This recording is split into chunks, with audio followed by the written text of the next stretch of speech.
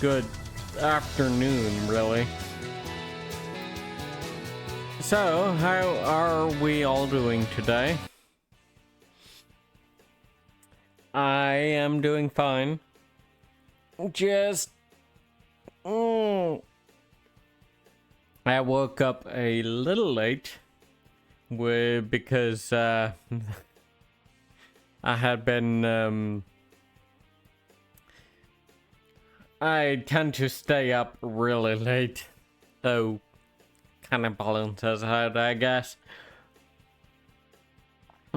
Okay, so last time on, we were, I believe we just wrapped up the second stretch of the Tenebrous Depths. Now, we are going to be returning to Cornelia, and we are going to be managing the Barney for a while, and quite possibly moving on to Act 3. I refuse to call it Act 4 still, because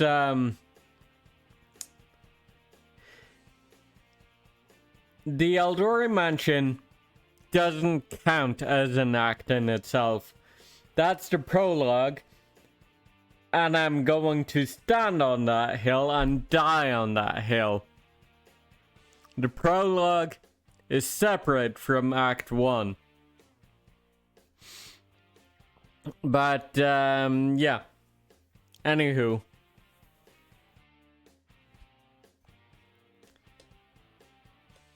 Wait.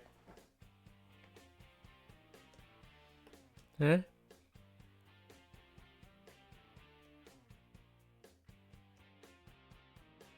There we go. Weird. Anyhow. Time to get this show on the road.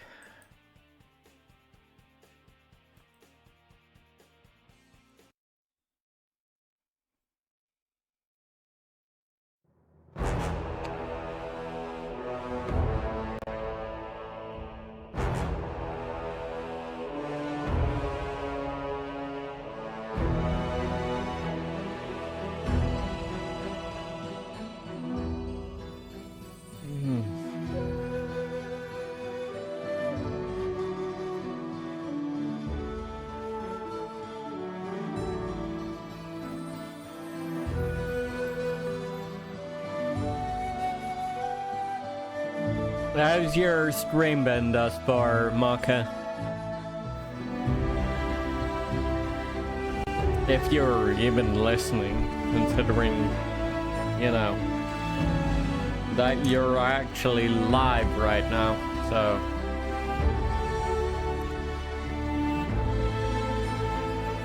That's fine.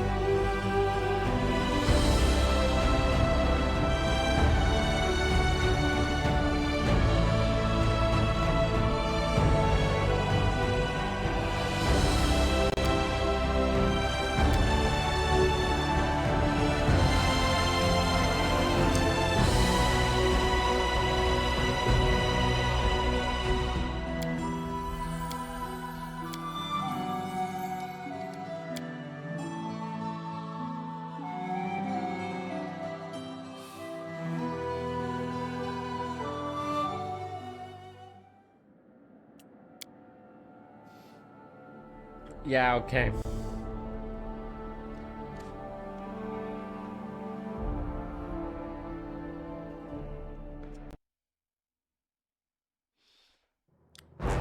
That's kind of funny. I was playing Arknights Anfield there right before I went live, and that I played with a controller.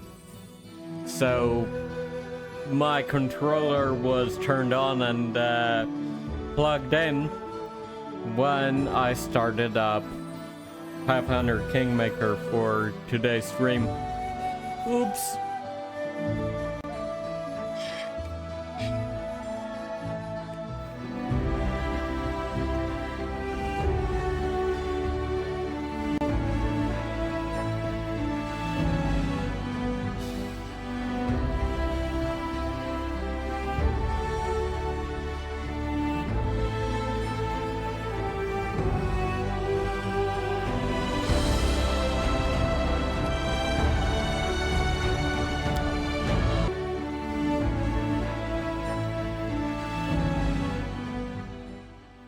Okay, finally.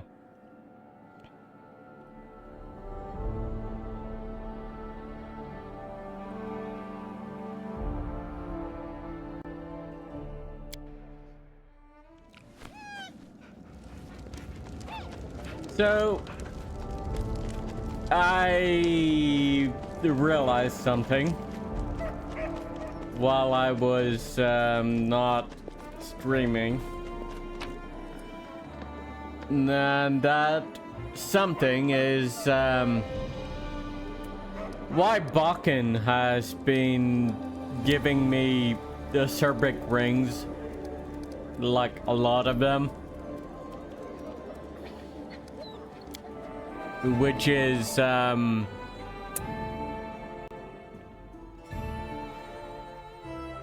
game has not registered that I completed the ancient formula. Oops. So that's going to be our first order of business, I would say.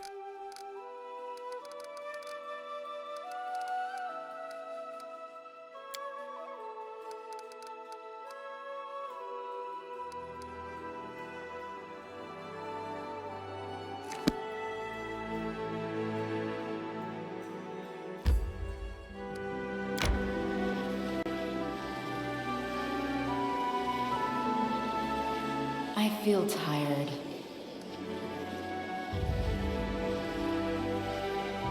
My strength betrays me.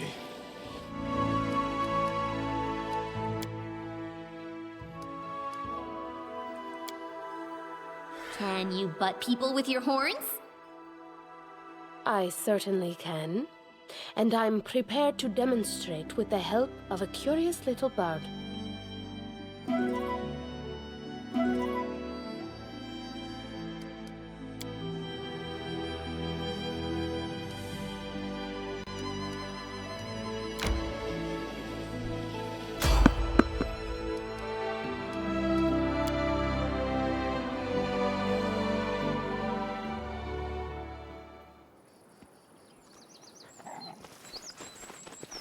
Oh, hi! Skeletal salesman. Nice.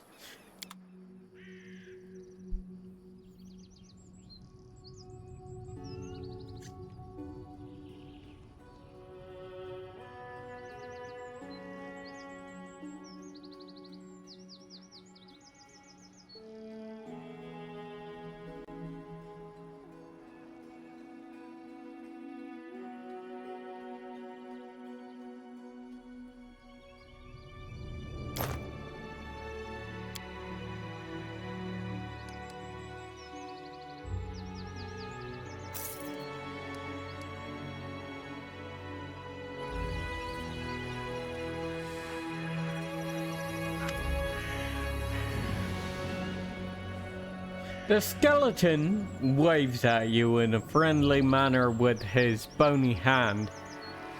I believe we have already met. How splendid. I do enjoy returning customers. Unfortunately, I have nothing to offer you at present, but do not lose heart. I'm sure something will come up. Return to me anon. So, who are you anyway? Oh, this story is as sad as it is cautionary. The skeleton waves a thin, white finger. I was once like you, a wandering adventurer, a wandering soul in search of adventure, fearlessly delving into dark caves, hidden temples, and ancient ruins, taking whatever I pleased. But then I set forth on an adventure which was to crown my career. I discovered the den of a dead dragon, a massive treasure trove hidden within.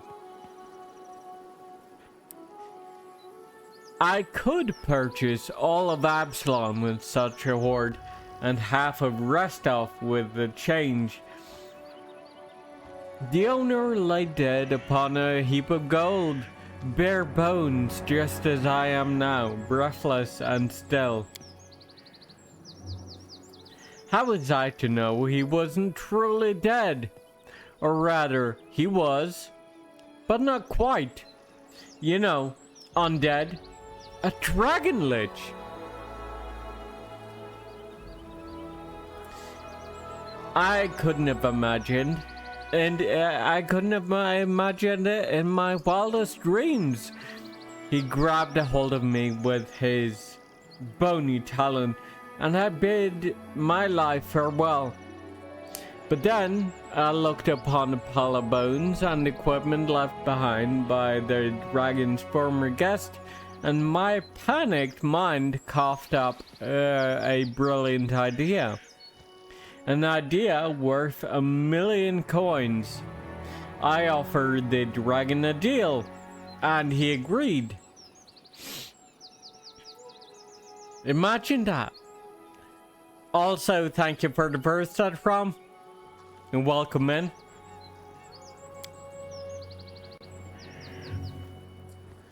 You see, dragons are greedy for treasure, but they have no need of swords or armor, so I offered to hold a sale.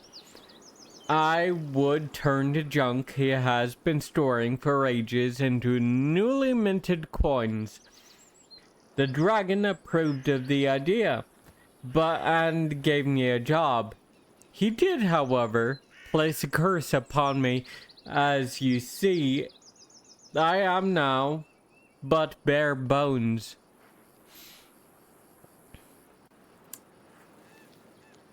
But fear not, to tell you the truth, I rather enjoy it.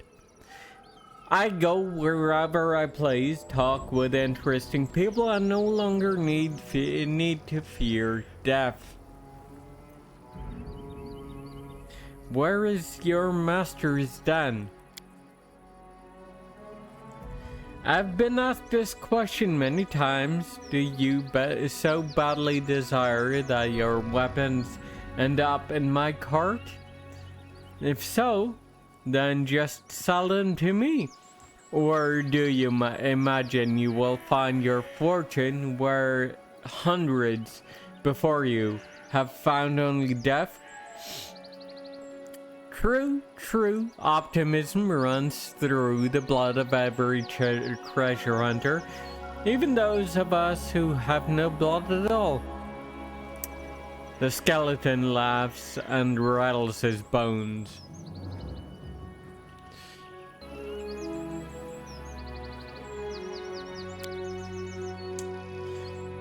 I even suggested to my master that I sell maps to his den, guaranteed revenue, and new inventory, but he had no interest in this. He detests guests. He says they distract him from the contemplation of eternity. I suppose the clinking of coins I bring him does not. Anyway, I couldn't point you to his den even if I so desired. My master robs all memory of the location of his den as I step upon the highway. When it's time to replenish my stock, it is he who finds me.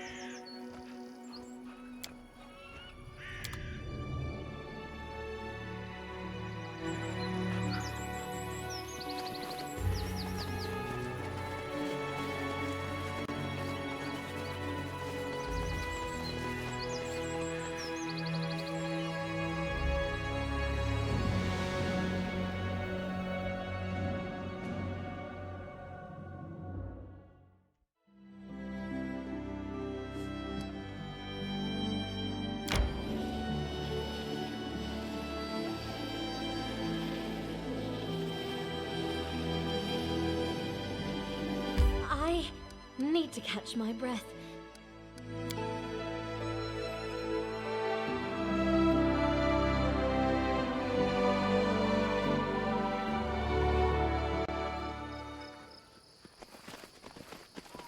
I'll go ahead.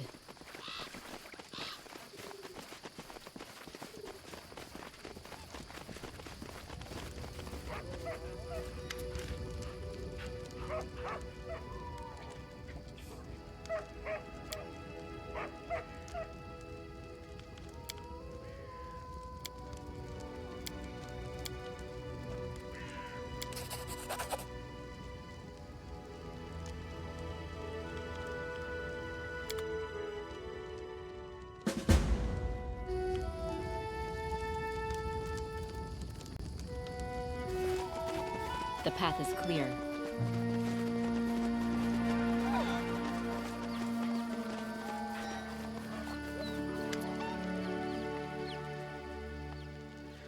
Untie the dog and let him go.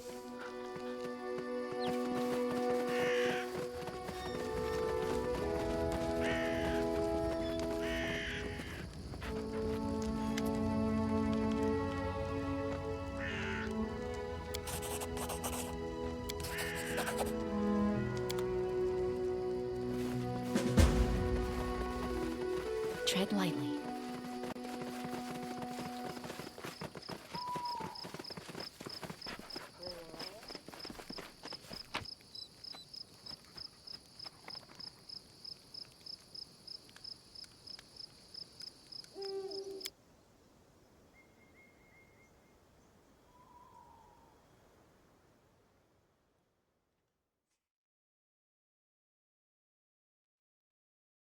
I need to catch my breath.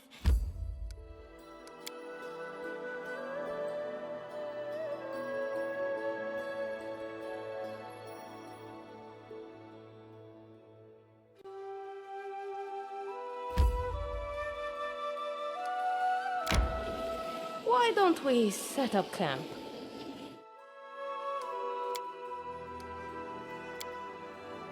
Sometimes I admire you when I watch you fight.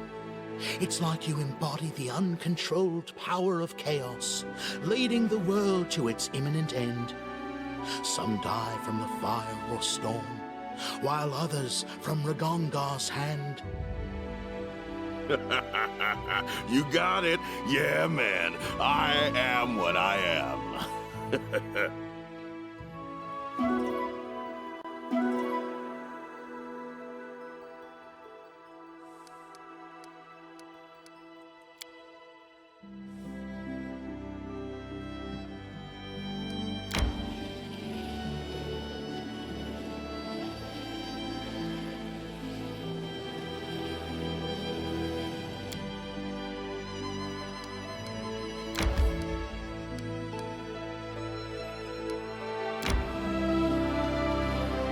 Why don't we set up camp?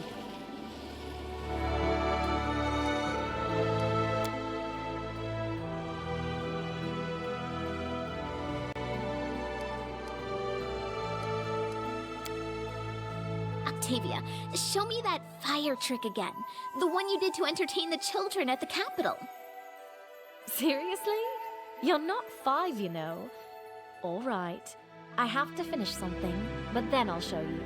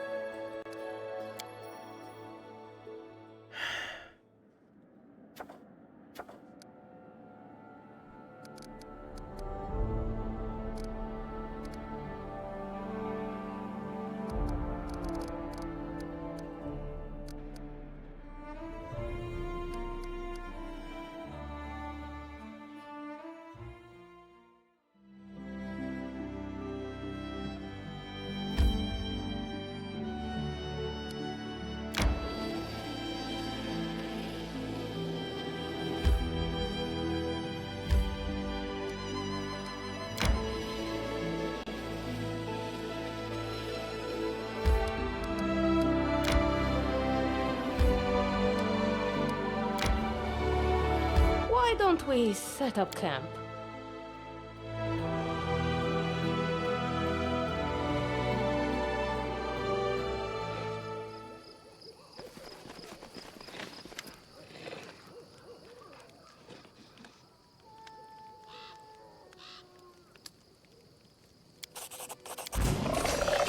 quick.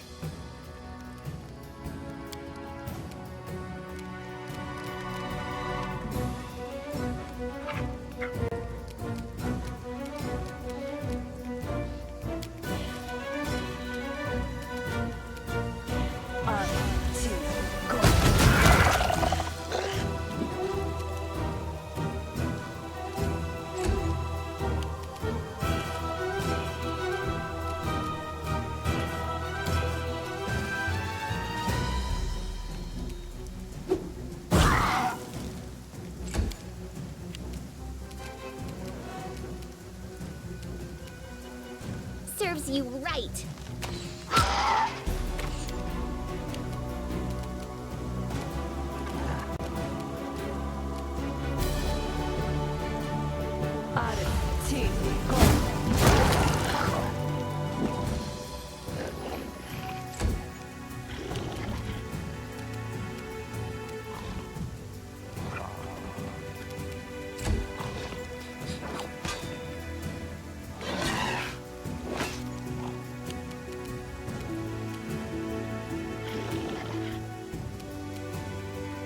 Repent!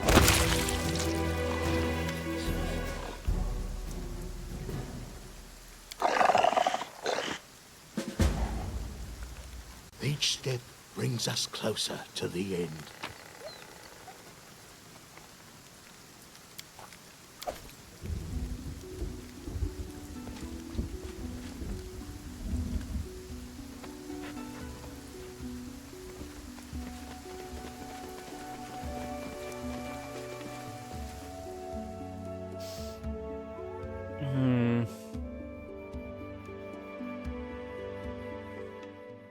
Why don't we set up camp?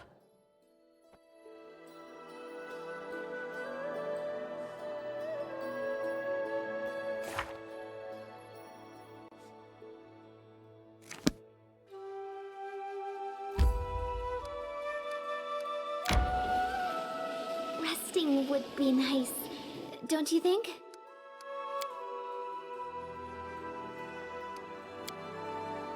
My jacket was all torn up, but someone mended it neatly last night. Was it you? Thank you. Although I am not worth such efforts. You're welcome. I know the world may crumble to dust sooner or later, but meanwhile, your jacket can serve you a bit longer.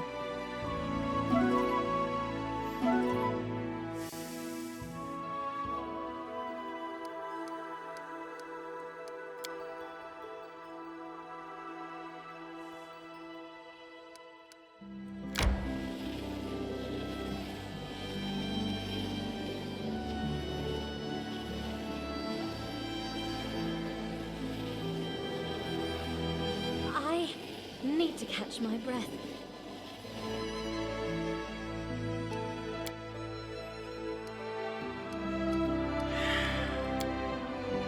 I'm dying to know how I come out in your book. You know, you're so mysterious and controversial. It's almost like I'm writing two different characters, not one.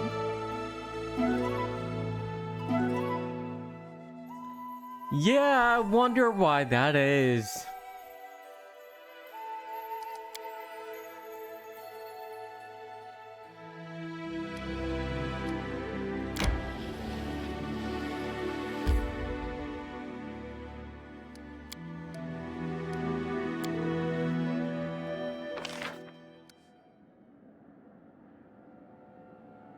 Mm-hmm.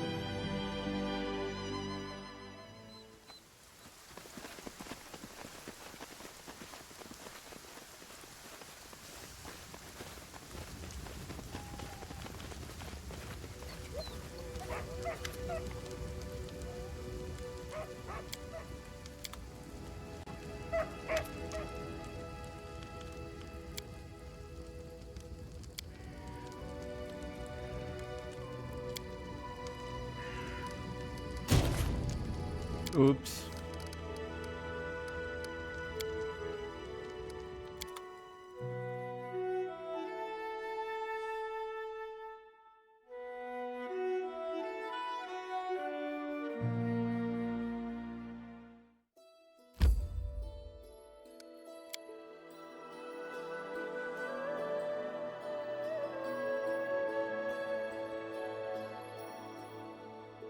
I already did that, so it's like, I'll go ahead.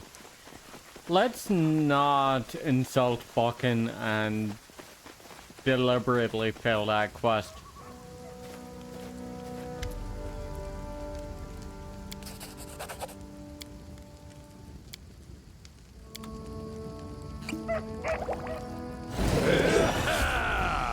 There we go.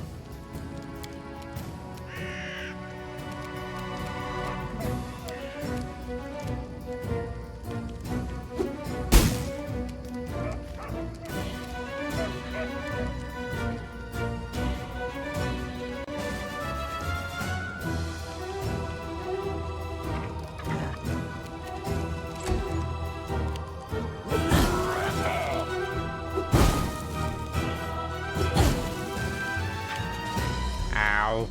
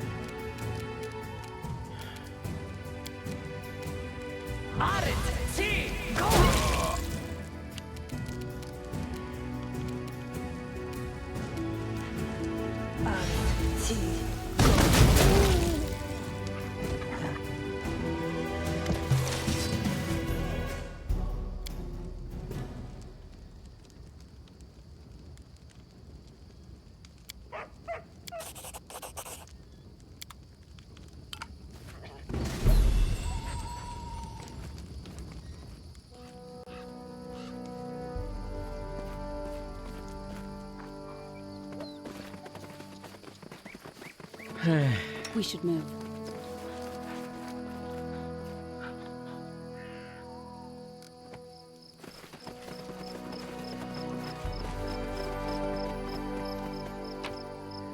Now we head back to the capital.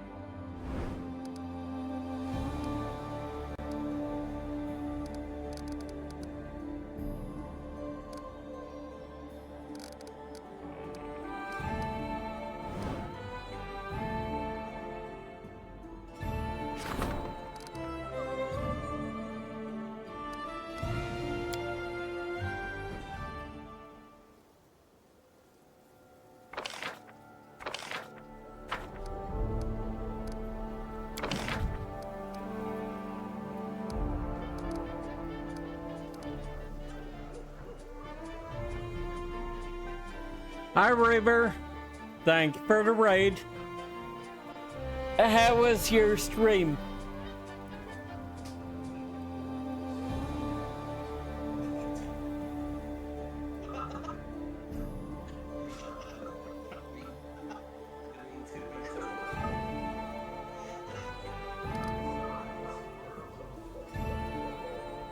What do you play?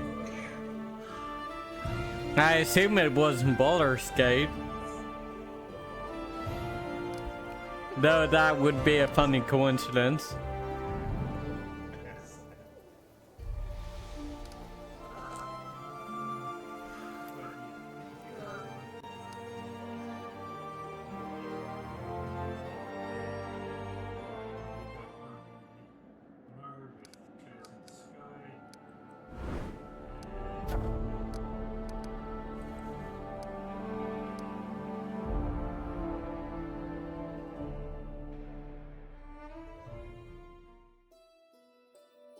No. Stream didn't crash. At least I don't think it did.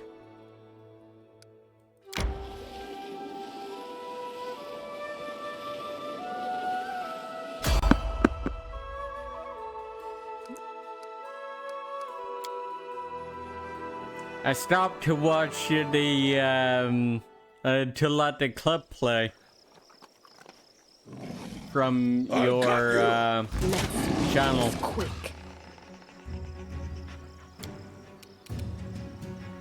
Taste my fury. Pathfinder is going all right, yeah. Serves you right.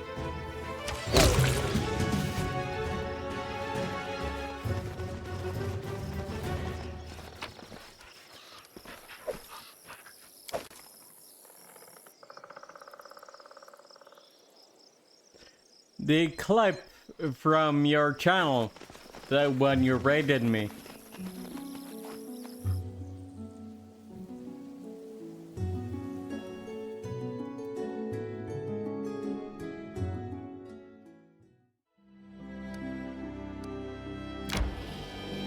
I need to catch my breath.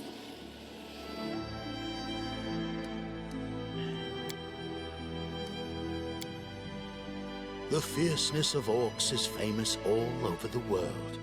But you, Ragongar, you are only half orc.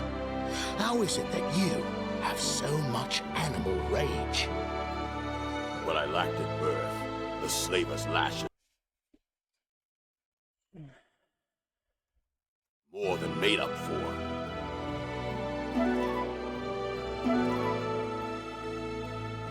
Yeah.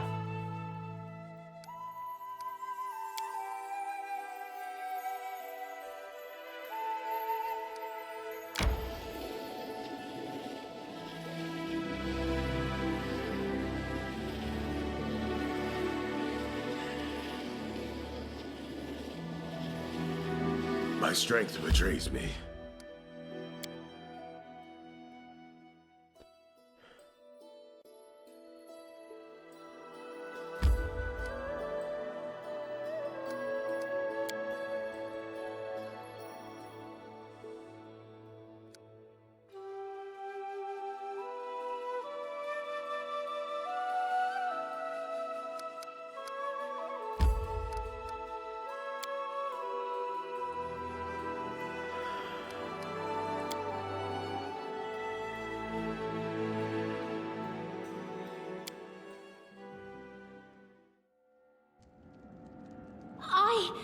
I need to catch my breath.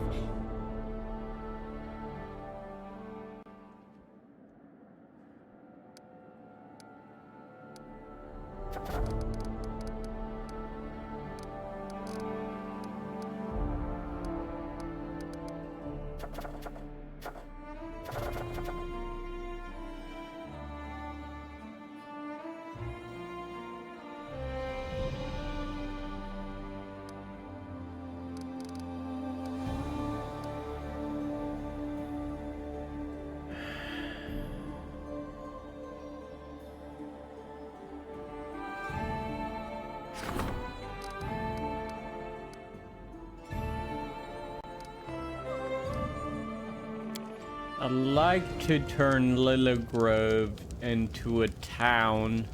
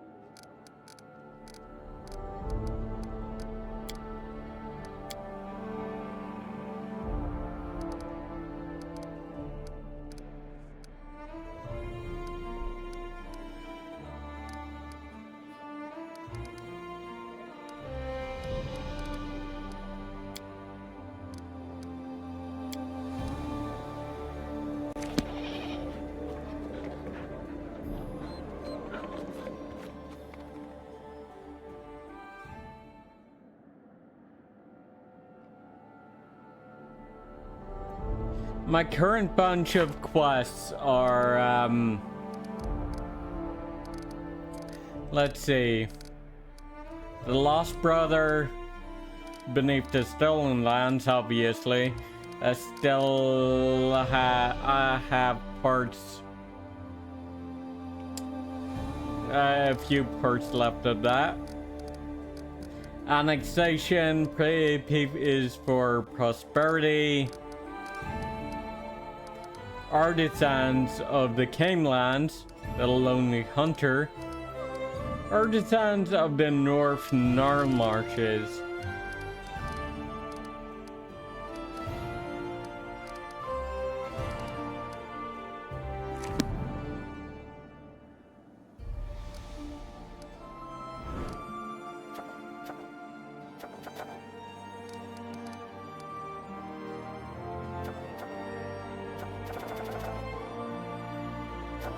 Agreement with Joseph Selenius. That one we're going to straight up just ignore.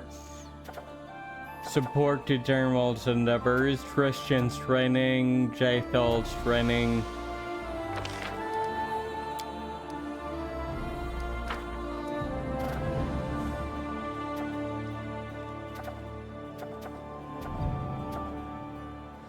Divine protection. That's going to be the next project I put Thorin on.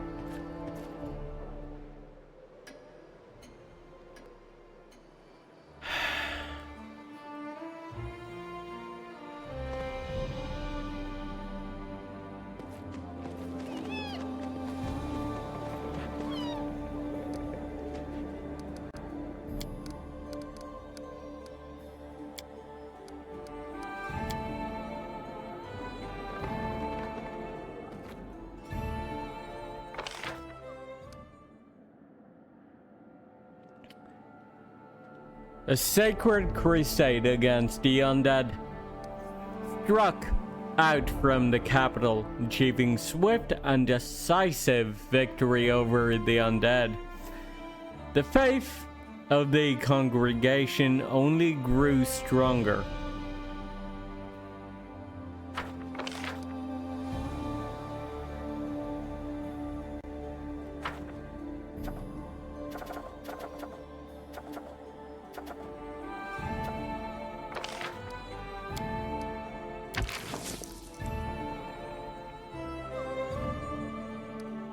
We assign Thorin to this one.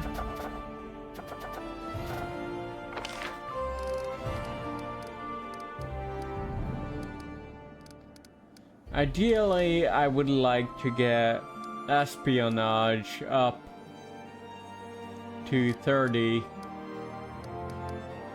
But really, the espionage isn't a critical skill for the kingdom. So if I don't, then it's fine, I guess.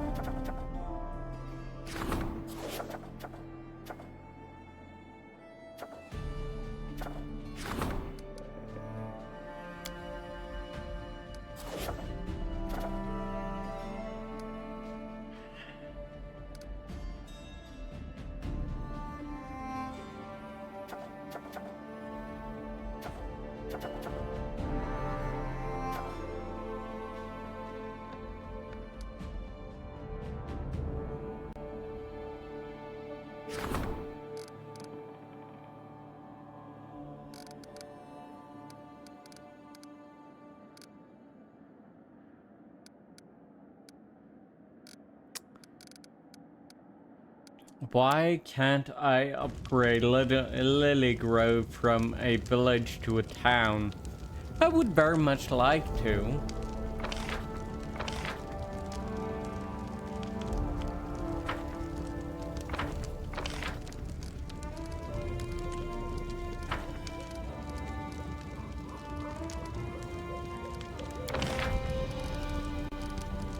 I don't think it's in here, so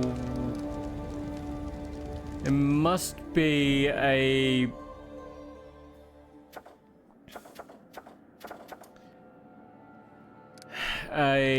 project right here on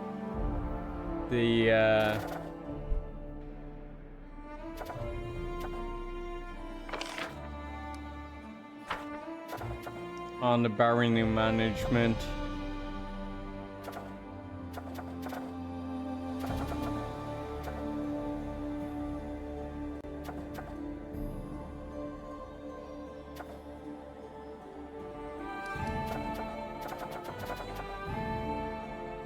Agreement with Joseph Selenius, research, support.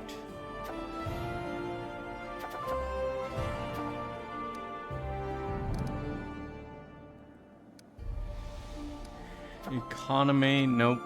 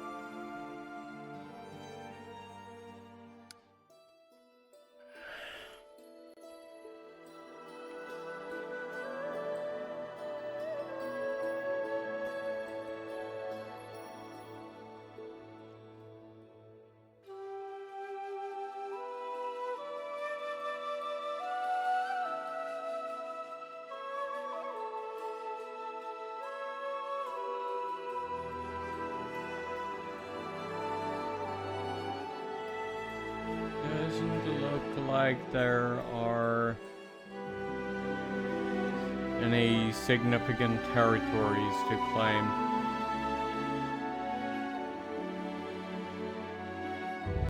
You know what?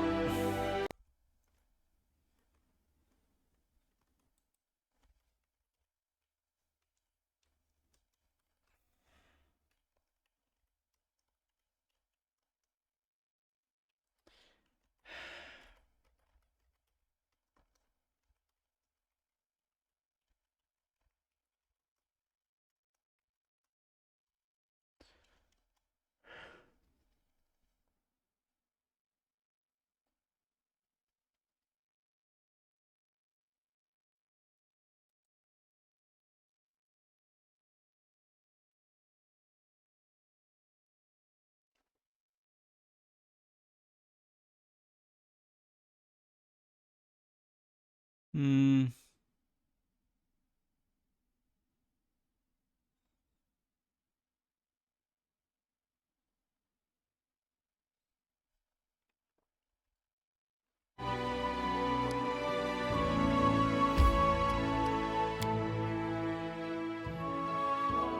a project.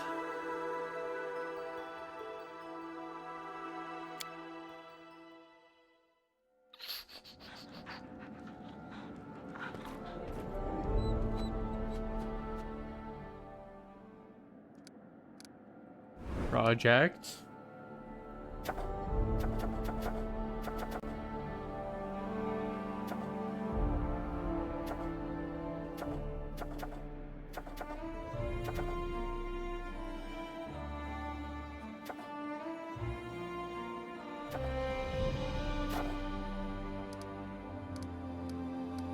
Yeah, this is weird.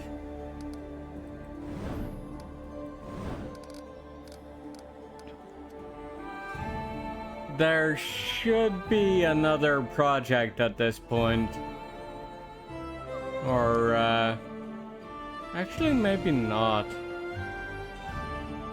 First I need to get another village maybe?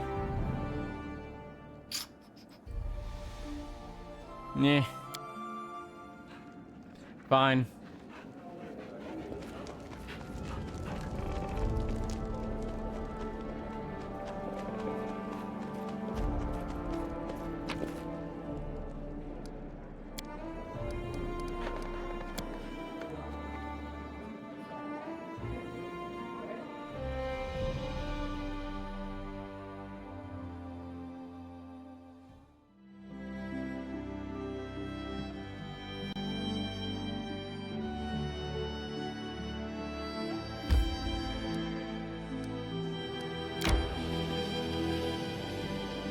I guess let's head up to like Silver Step. Why don't we set up camp?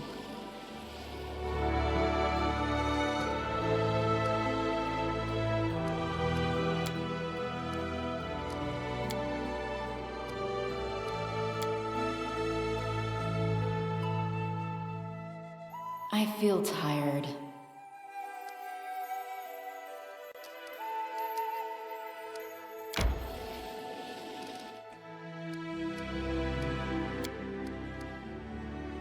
Oh, right.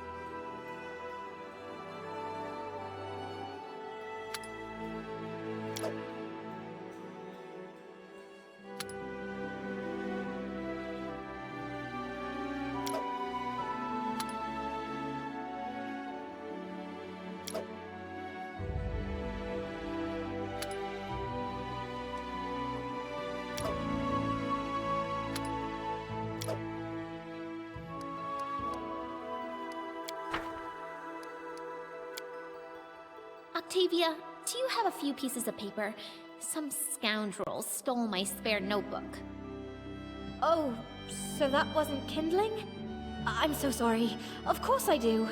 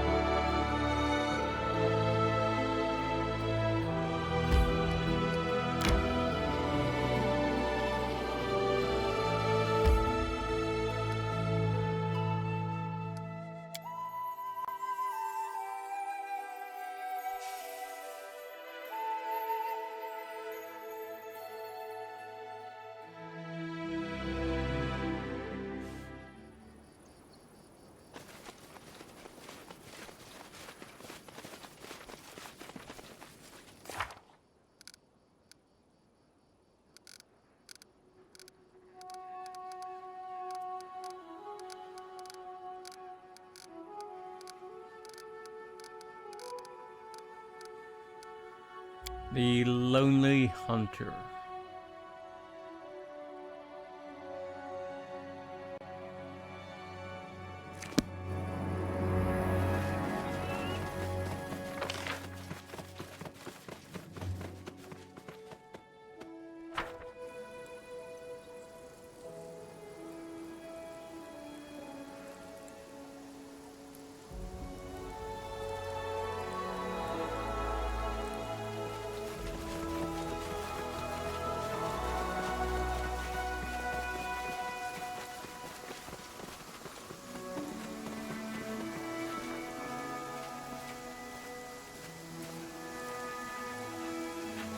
The rocks are moved from their usual places as if something very huge and extremely strong used to walk here.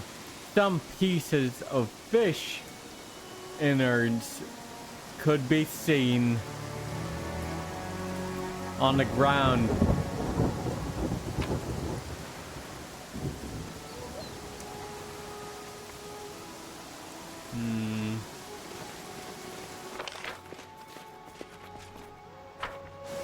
Tread lightly.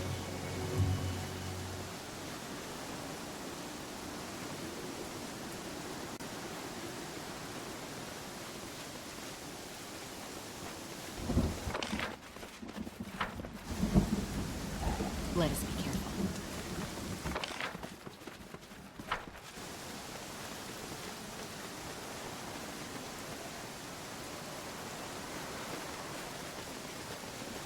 The path is clear.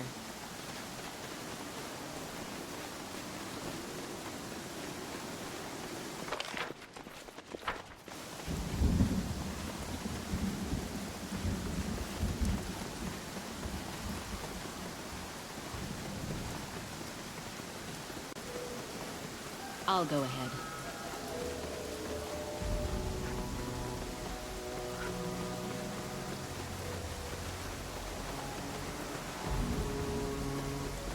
Some unknown power. Yeah. We knew that.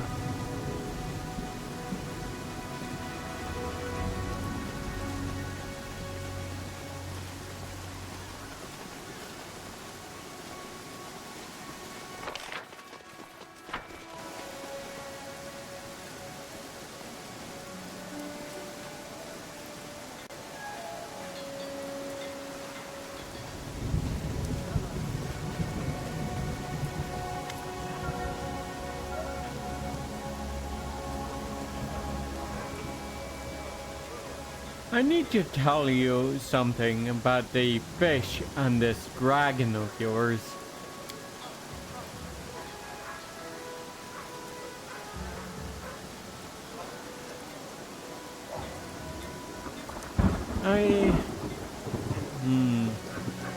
The fish were jumping ashore thanks to the ancient sarcophagus. The Nixies accidentally drowned in the lake.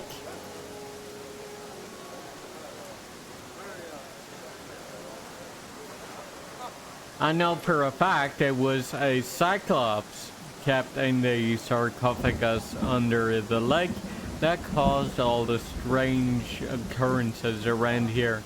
The Cyclops is dead now, and the village is quite safe. The fisher listened intently, his face thoughtful. So, what then? The fish won't jump ashore anymore? That's too bad. Can we get another Cyclops from somewhere then? Let's talk about this hunter. Ivar, was it?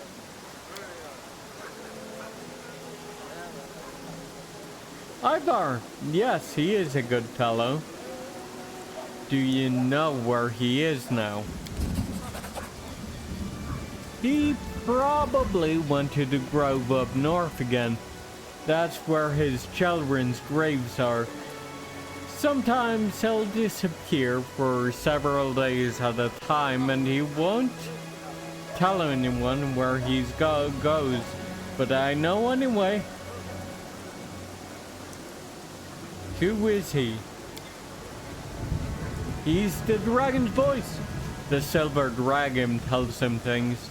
Then Ivar tells us, like one day dragon chased the wolves from our herd. He told Ivar and Ivar told us. And when he scared the monsters away so they wouldn't attack us, he told Ivar too. We get all kinds of good news from Ivar. Something terrible happened to him, didn't it? The fisher frowns and looks away. Why do you have to go and remind me of that? Ivar, he wasn't the dragon's voice before. He used to live here in a house to the northwest. He used to go hunting and tell us all kinds of stories, like a real bard would. Had a family too, but then... Well, one night, his kids ran away. Tried to climb up to the top of a cliff in the middle of the night. It was a bad night, rainy and dark. They fell down. Far as anyone could tell, the boy probably slipped first. Then the girl tried to help him, but she couldn't. She fell too, further away. I helped search for them the next morning, then helped bury them. The fisher sighs heavily. Lisa, Ivar's wife, she got sick right after and never recovered. And Ivar, well, he went odd. And that's when the silver dragon started talking to him. And that's enough about Ivar for now.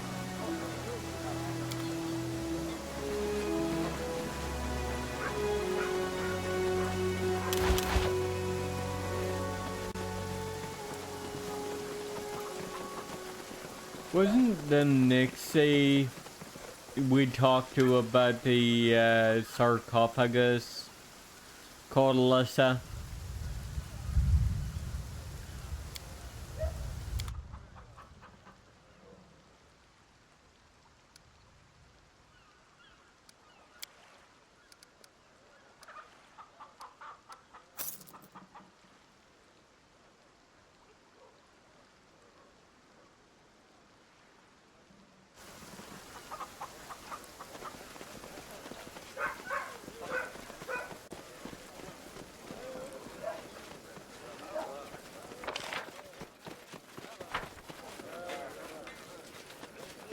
Let's head out.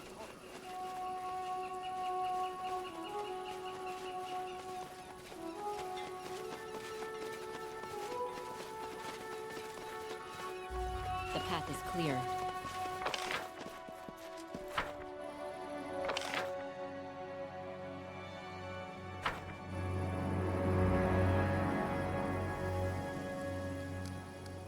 I'm listening.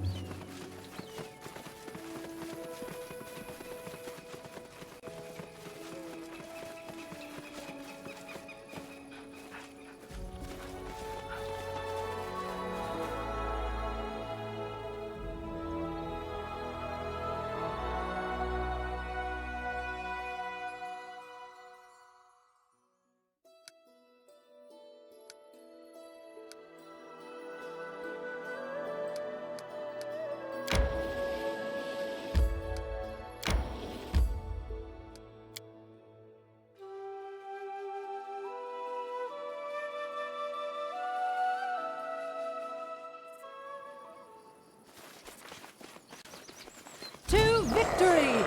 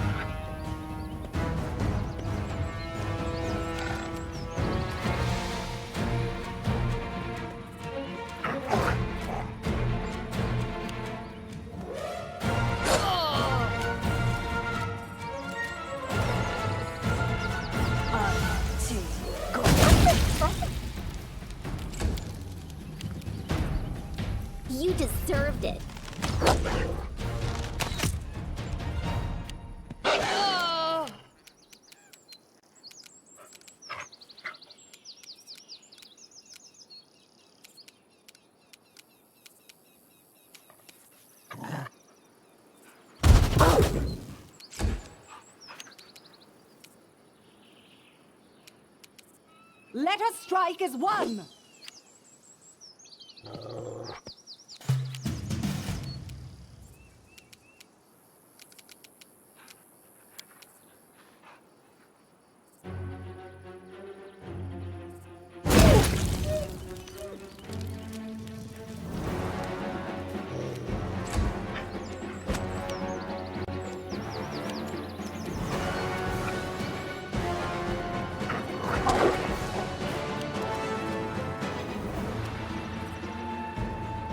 Your life ebbs low.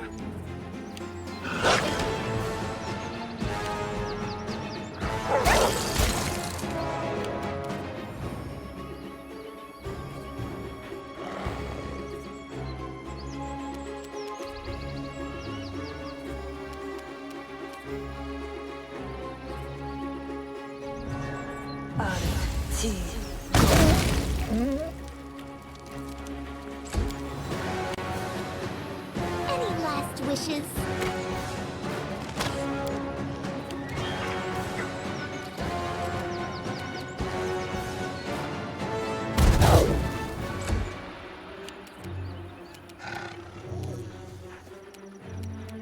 Do not fall down!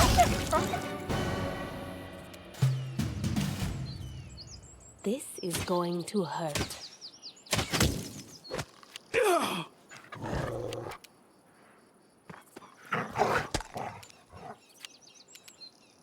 What a waste! Become as dust!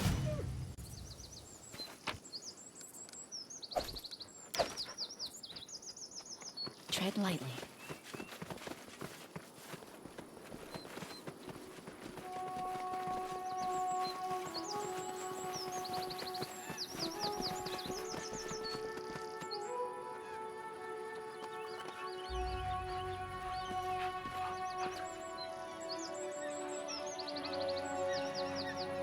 Don't come closer. Don't. Enemy near. Oh boy. Yeah, I kind of figured that was the case.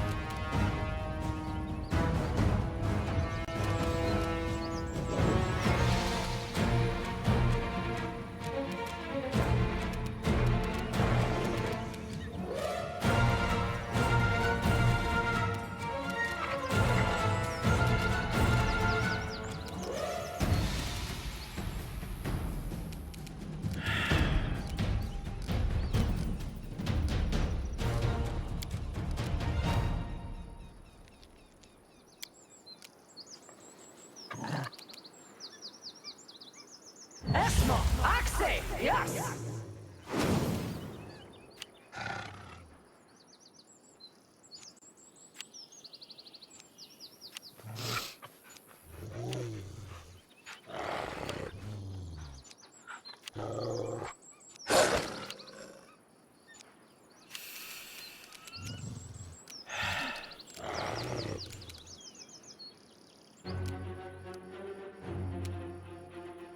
Unimosi travisi.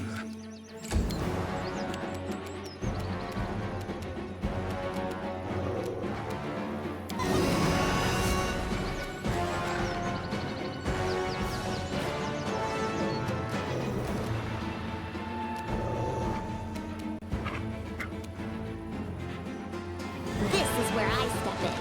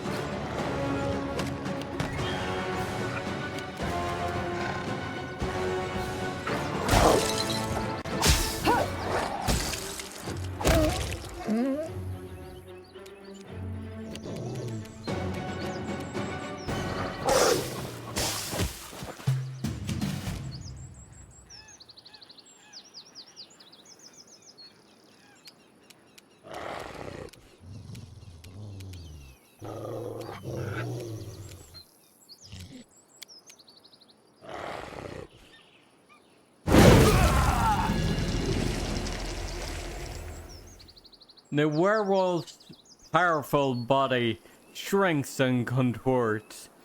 The beastly features transform into the face of Ivar, the hunter. There are deep wounds all over his body. So this is how it finally ends. Tell me the truth about what happened to you. Let it be my last fairy tale then. Once upon a time, there lived a stupid young hunter named Ivar. He loved his family, his wife, his son, and his little daughter very much.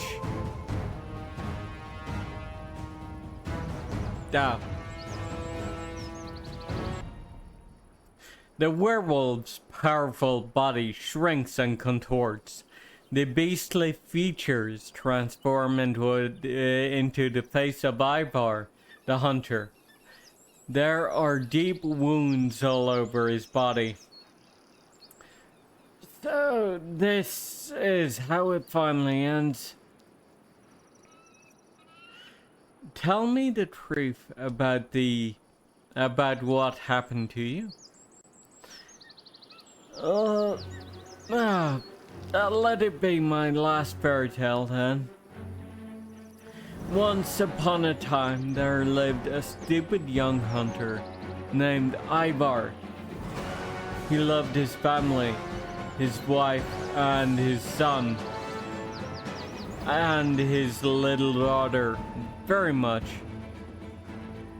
He also loved making up fairy tales for his children, but one night, he came up with a foolish story.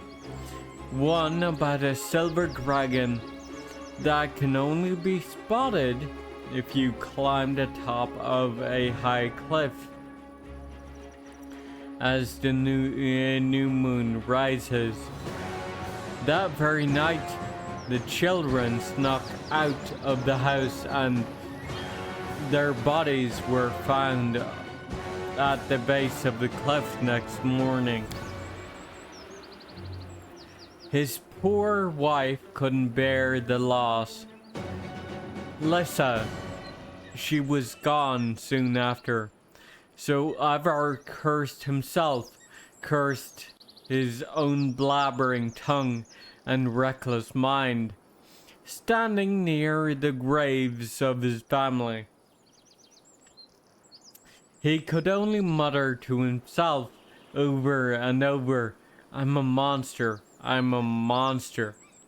Then he felt the self-inflicted curse begin to melt him from the inside, burning him, turning him into a beast.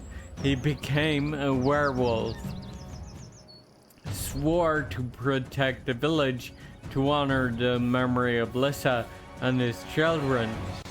He wanted to serve people, to bring them good instead of evil, at least once.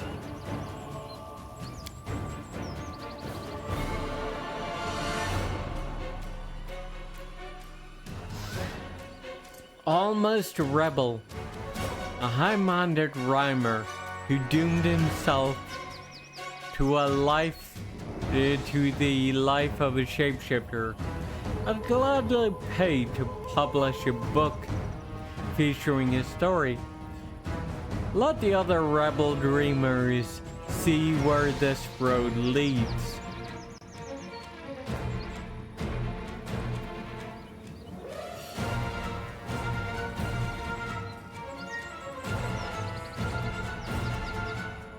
Were I to spare you, what would you do?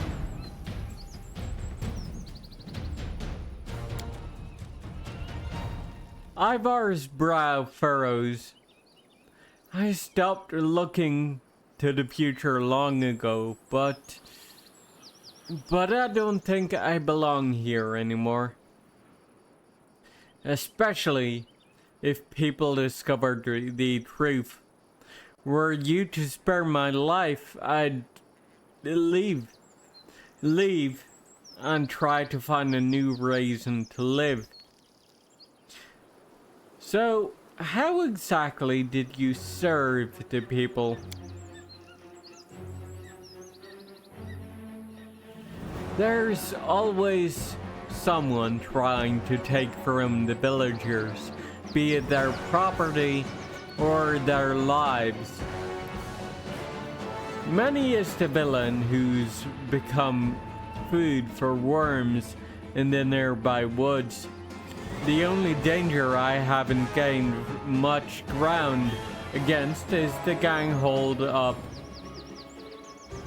in a nearby cave.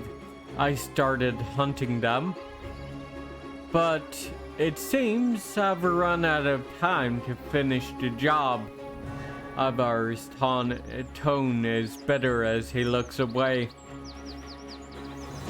Tell me about this gang.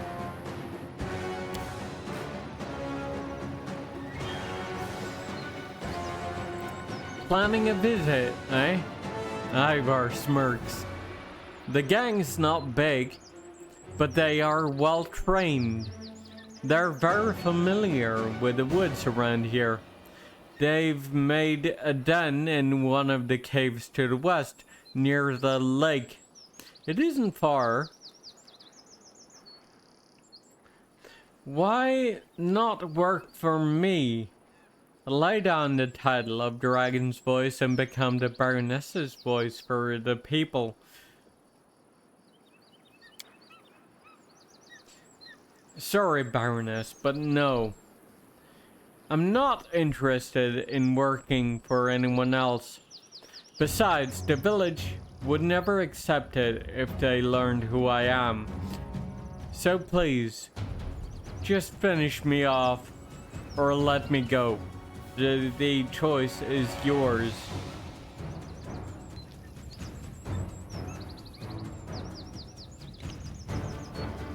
Right.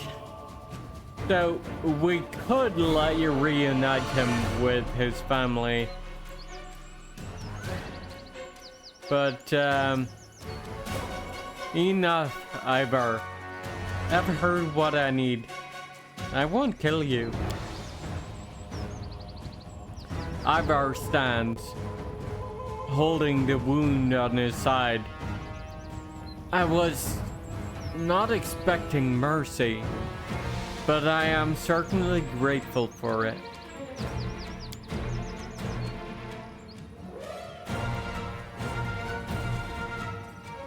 Octavia is shaking slightly after all that's happened.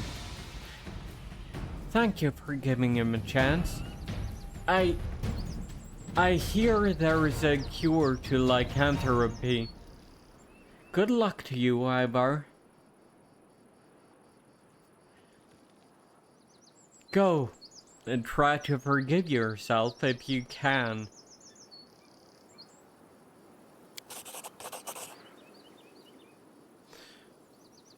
Ivar bows slightly, then winces in pain. A word in parting, Baroness, if I may. Consider it my werewolf instincts talking.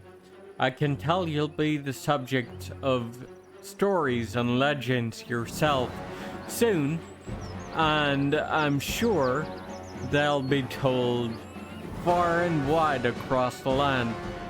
Now, whether they'll be tales of terror or of hope, well, that will be up to you.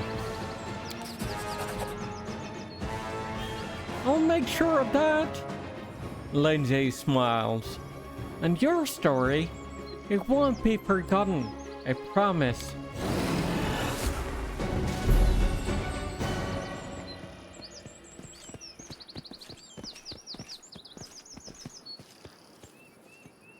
Let us be careful.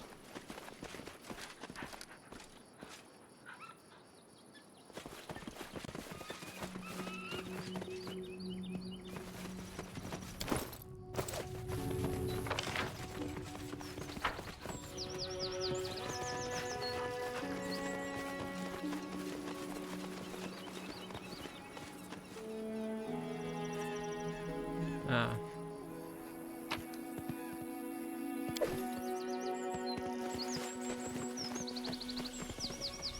I'll go ahead.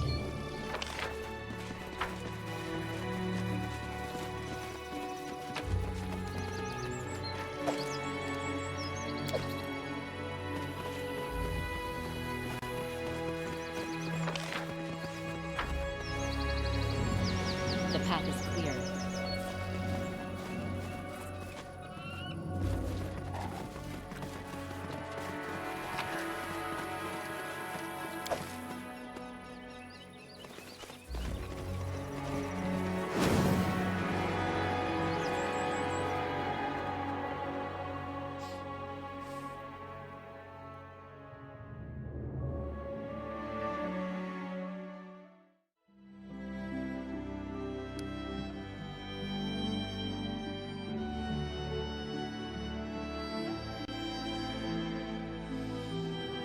Right.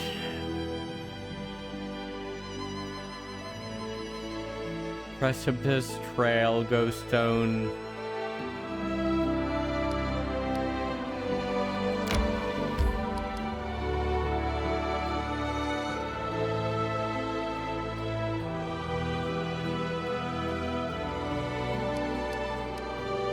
Either it's the rotten cave or the ancient mine. I need to catch my breath.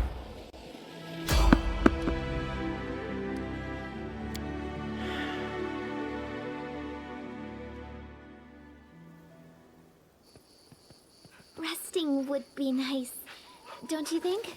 Enjoy your final moments.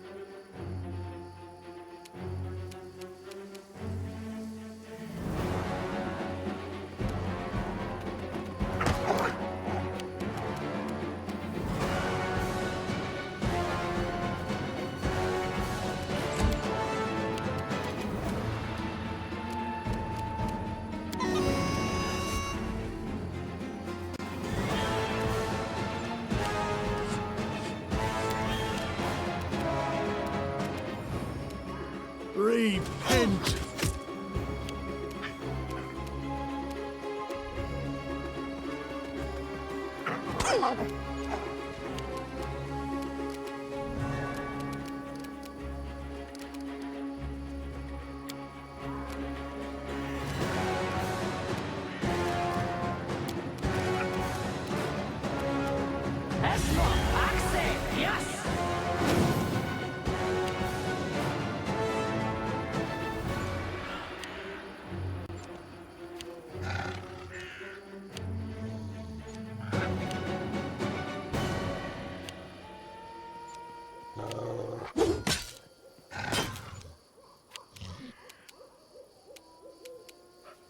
Consider me provoked.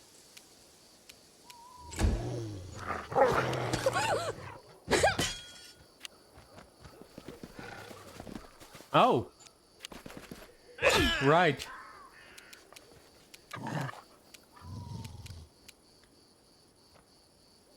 That's Stay fine. behind me! Justice!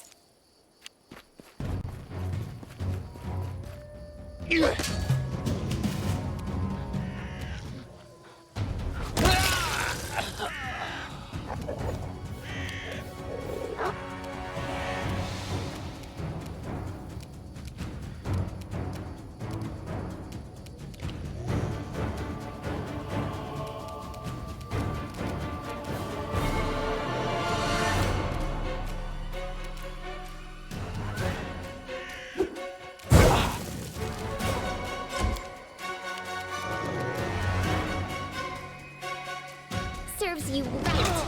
I'm writing you out of our story.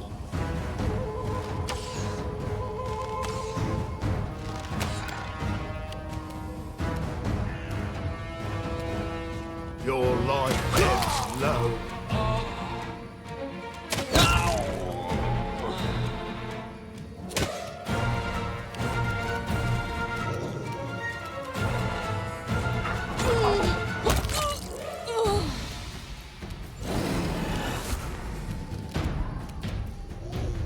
Solid plan.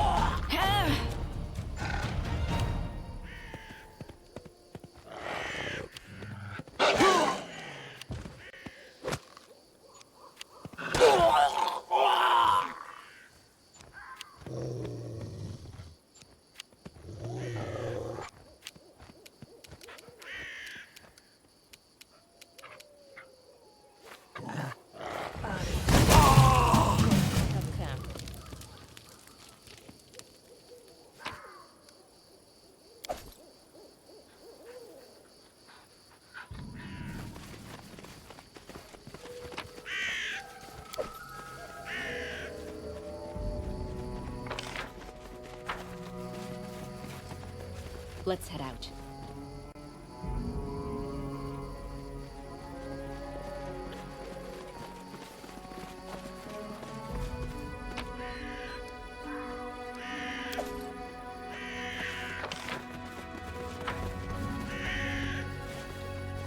Tread lightly.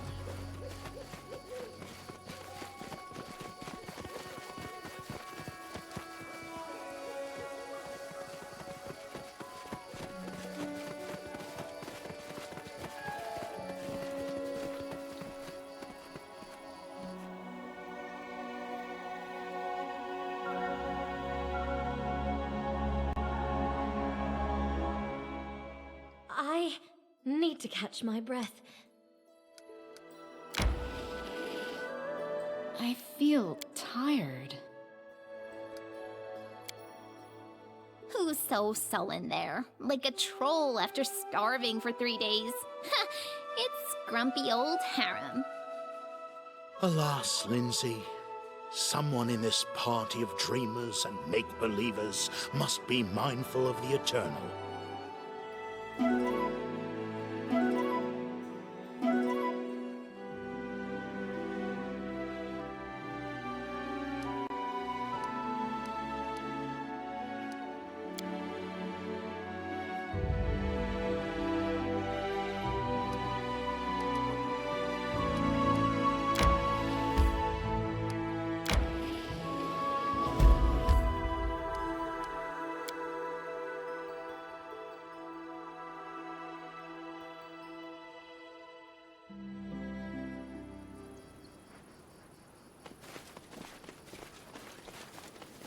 The path is clear.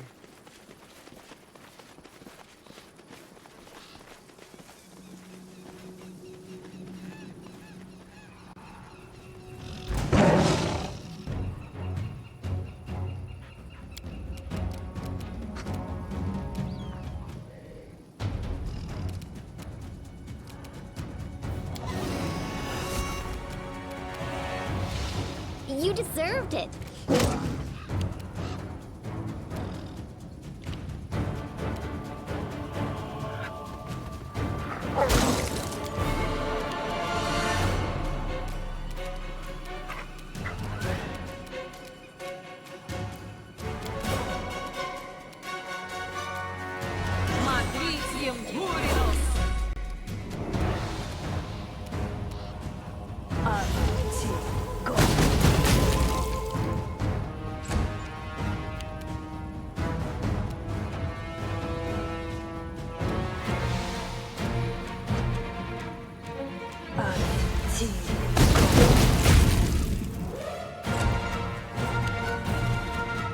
What a waste!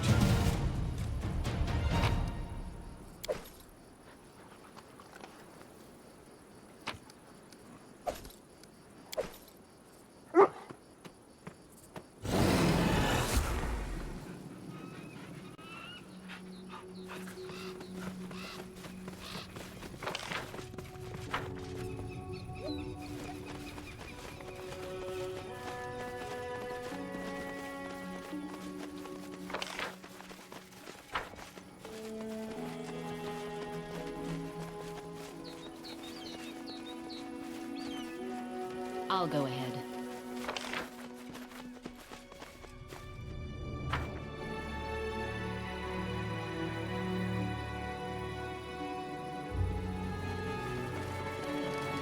Looks like I was off the mark. Oh well.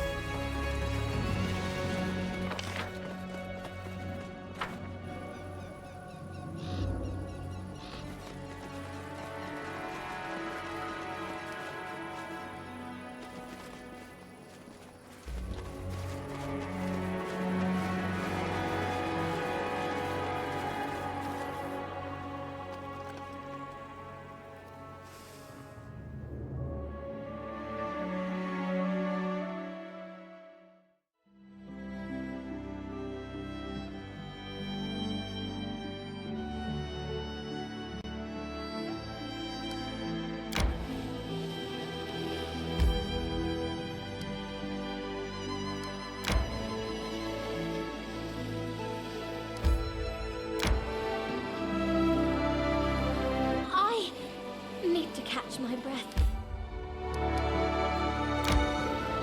My strength fades.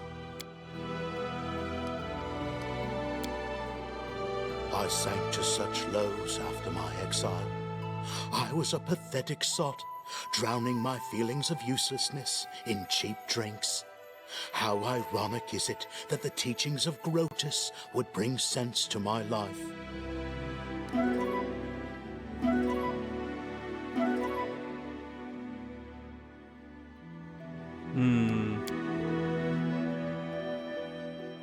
Maybe I need to cross the river twice then. Once.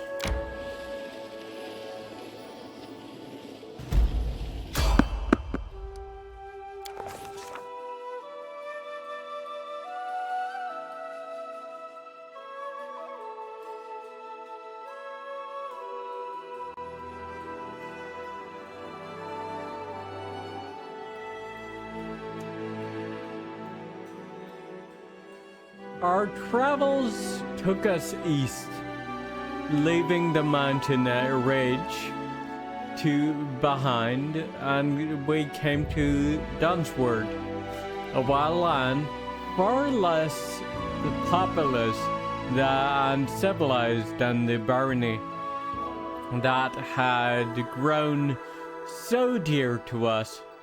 It wasn't all bad, though.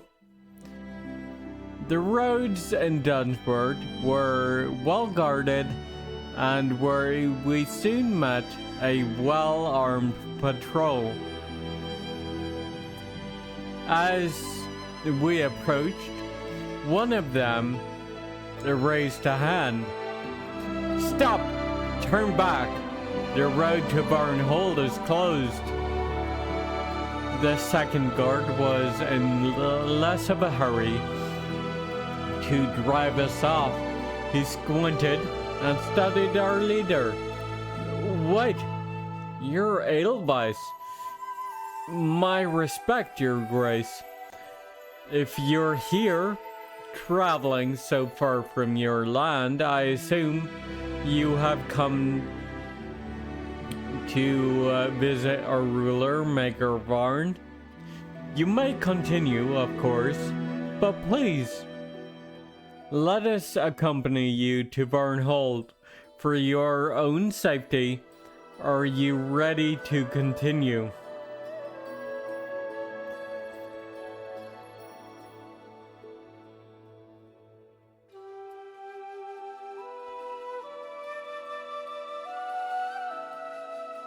The Baroness took the opportunity to learn the reason for such caution. "Bandits, Your Grace," one of the guards muttered. "All sorts of rabble make their way here from Restov. We don't get a moment's peace. The river and roads are crawling with their lot until we clear them out. We thought it best to patrol the tracks up to the river but we are not here to hold you up with that. We'll be happy to accompany you on your journey to Varnhold. We agreed to let the guards escort us safely to Varnhold. Why not?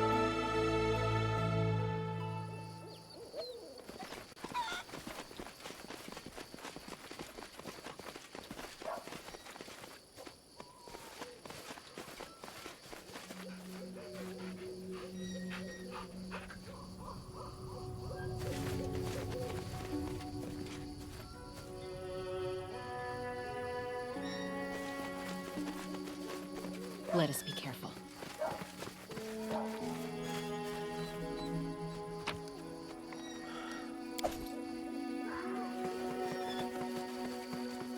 The path is clear.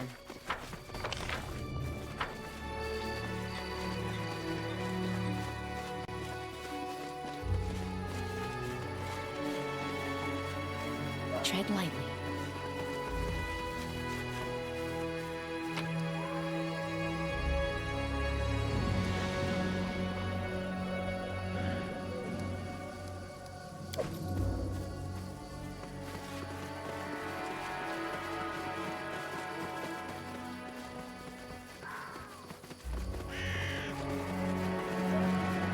Let's head out.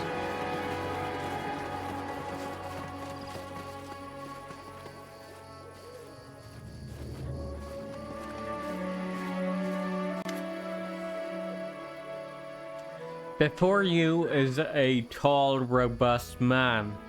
A few white scars across his face. His dark hair is gathered in a small ponytail.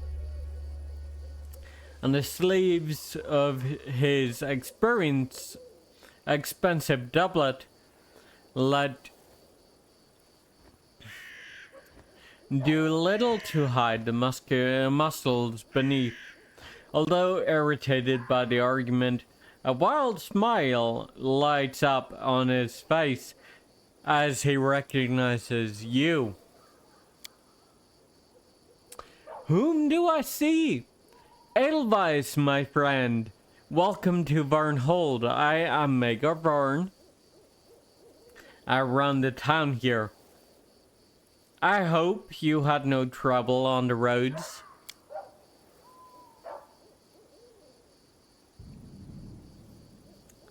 And my respects to you, lady.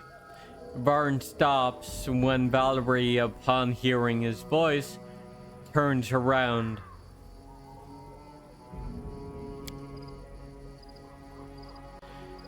Please have the decency not to stare at me, sir.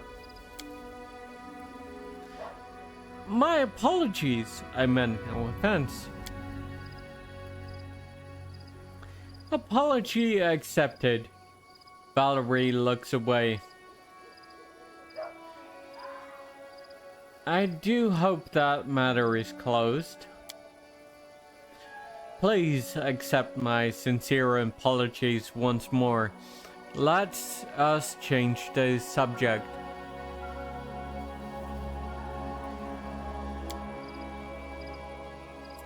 Valerie sneaks a guilty look at you and Magar. Forgive me, lady. Sir, I am a touch moody today.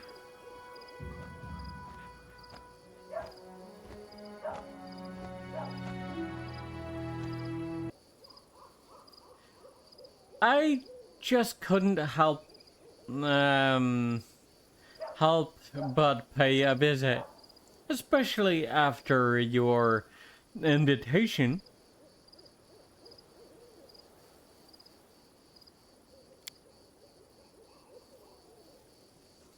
Look at this from another perspective, my friend. This is a chance to survey your eastern borders and make sure you've got no one but allies here. It's better to see for yourself than to rely on words alone. Am I right?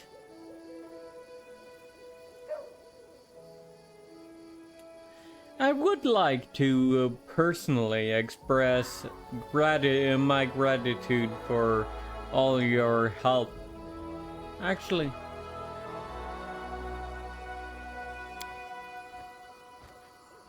Magar laughs pleasantly. Don't mention it, old friend. We adventurers help each other out. Am I right? I am glad we see eye to eye on the issue. I see life in Barnhold is in full swing though. Much remains to be done. What you see now is just the beginning. Barnhold has a shining future. Just you wait. By the next year, we'll be again building a track to your capital and establish river trade with Rostov. Right now, Dunsword is not particularly welcoming, but I aim to change that. As soon as we get a foothold here, we'll begin clearing the land of creatures, monsters, and spriggans alike. The people must feel safe. Planning future conquests, are you? We've got enough lands on our hands at the moment. Although, in the future, who knows? Who knows? Magar studies you for a moment in silence, then bursts into laughter. I just don't think I'll start off by marching my guard over the mountains to your doorstep. There's plenty of land east for my patrol without trespassing on my allies. Let me ask you directly, who else are you allied with? Magar narrows his eyes at you, then nods. Cutting to the chase, eh? Very well. We have more in common than you'd think. Here's the truth. I don't trust those who sit in the north. They send fellows like us out to do all the dirty work. You and I share this frontier, Edelweiss, and I'd rather bet on our mutual interest as neighbors than on the distant swordlord and their like. Fair enough. I just remembered a treasure hunter who was on his way to the Tours of Leibniz. Have you heard of Willis Gunderson? Ha! You bet! An energetic fellow, although a little bit meddlesome. Luckily, he spends most of his time prowling about in search of imaginary treasure, and that keeps him occupied. Taking the reins of government, are you? Into your own hands? Magar grins. Trying to, at least. I have to admit, conquering these lands was far easier than keeping the greedy merchants in check. Yeah, I can sympathize with that. You have my respects, Baron Barn, but I have to leave.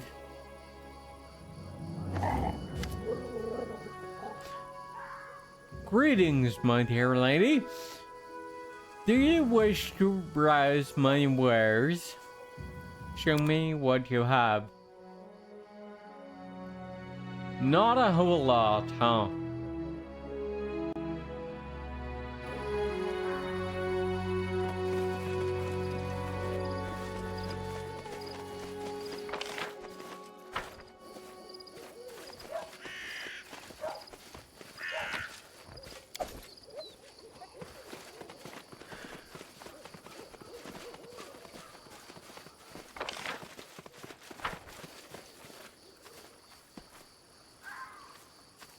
I'll go ahead.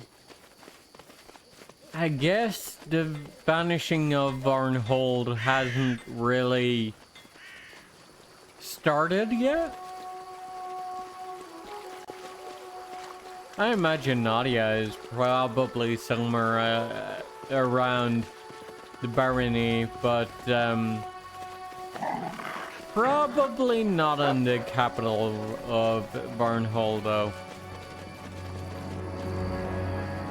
The path is clear.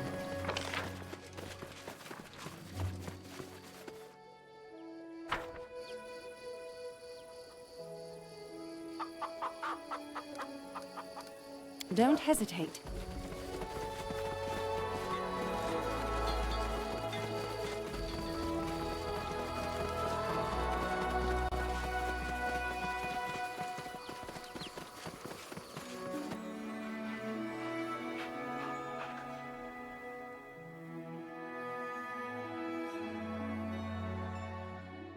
My strength fades.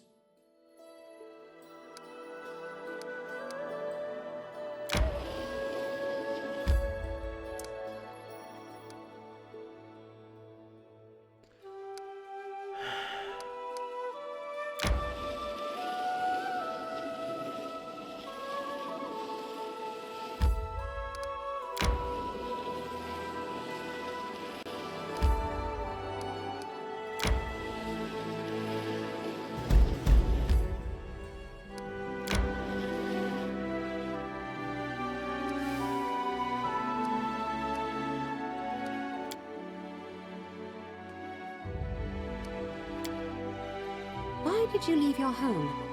Do any traveling bards ever live happily ever after? Or did you hope to earn your glory, singing songs in taverns? You don't appreciate your happiness. You've been surrounded by books, paintings, poets, and singers since you were a child. In our village, the only entertainments we had were tavern fights and harvest dance parties. I'd have died of boredom if I stayed there.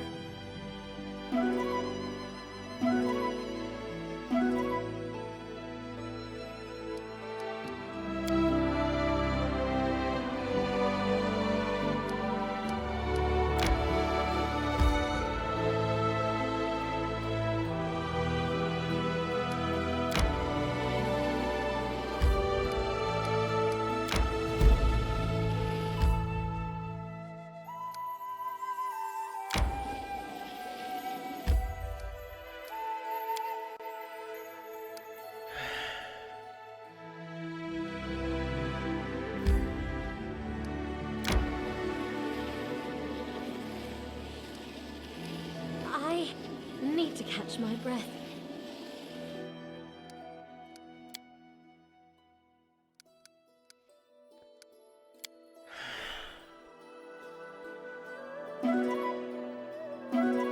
Back to Cornelia then, I guess.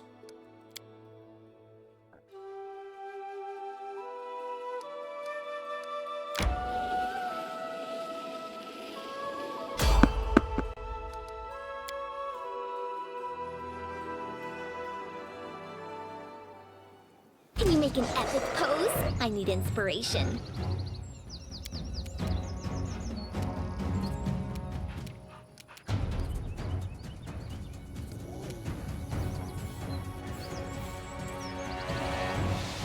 Hello, lady. Thank you for the hydrate, stretch, and third.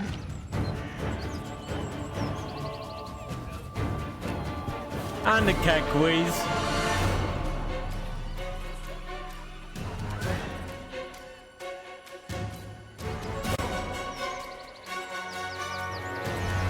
check W.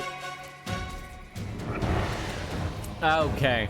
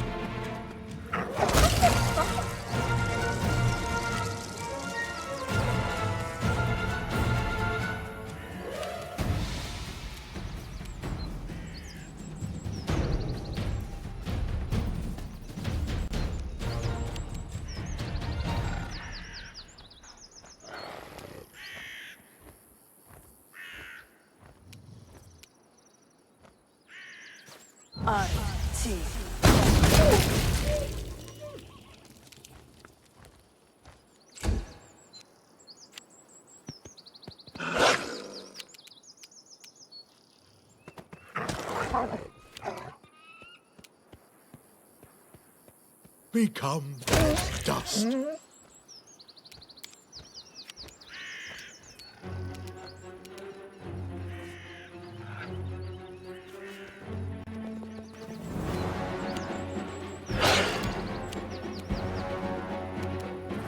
This is for you.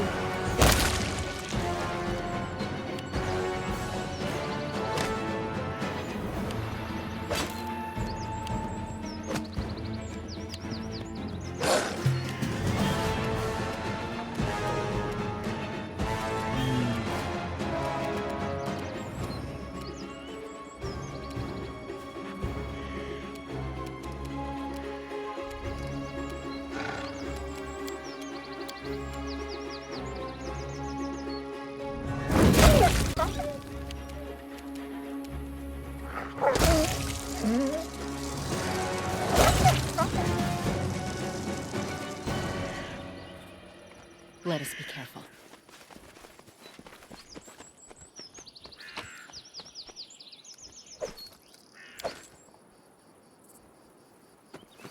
How are you doing, Lazy? Also, I believe that was second.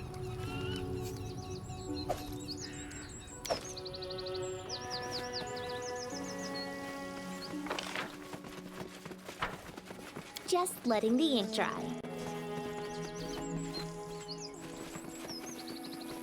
Tread lightly. Melting away.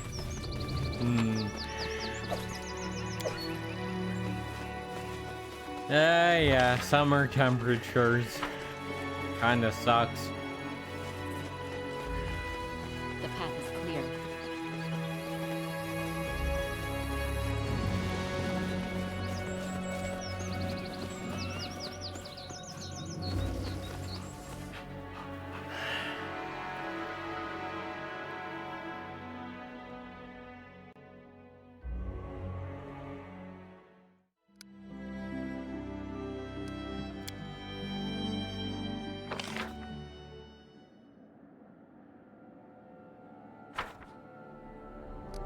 Right.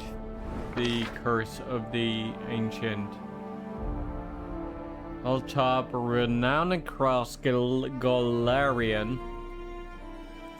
The news of the Staglord's fall has spread across the neighboring lands like ripples in on a pond.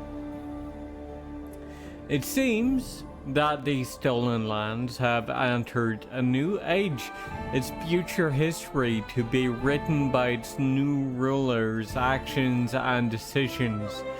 The fledgling barony already begins to attract attention from across the distant realms of Galarian. Some factions already take a keen interest in the affairs of the Baroness and may even pay her a visit. Claim Silver Step.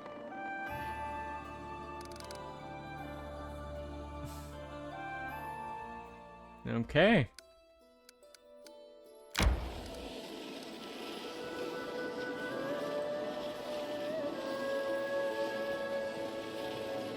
Why don't we set up camp?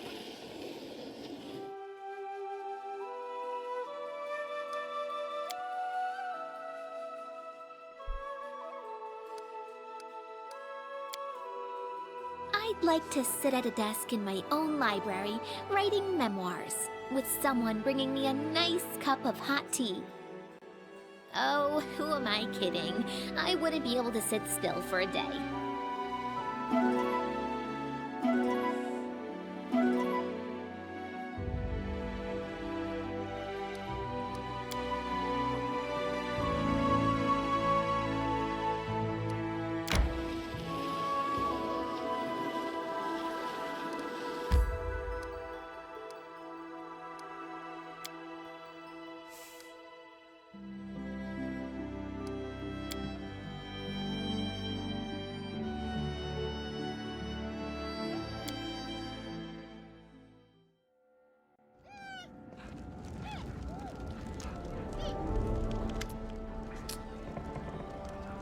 A middle-aged halfling woman in tattered traveling clothes bows before you.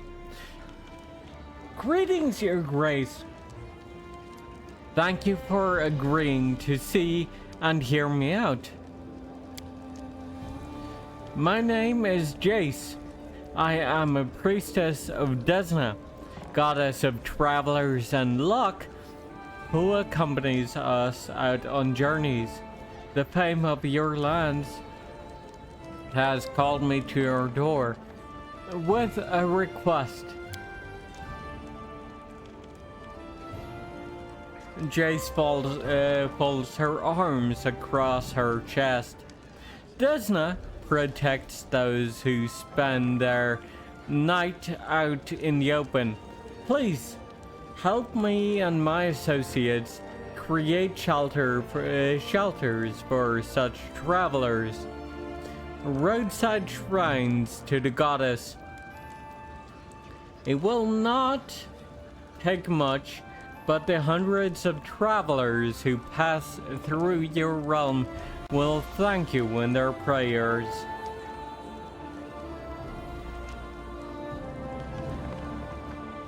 Where are you from, Jace? From far away. There was once a time that I, like my ancestors, served a noble family in Chaliax, but, praise Desna, I escaped and was picked up by a caravan of Varisians. Ever since then, fate has led me along many roads and many lands, both bad and glorious ones, and truth be told, I have no wish to recollect my homeland. What good are shrines if we already have pubs and taverns? Jace shakes her head. And what if the seeker has no coin? Or the owner refused him entry because he had no means to wash? No, a Shrine of Desna is more than just a hotel. It's a place where every tramp is welcome. For the mistress of the shrine makes no distinction between rich and poor.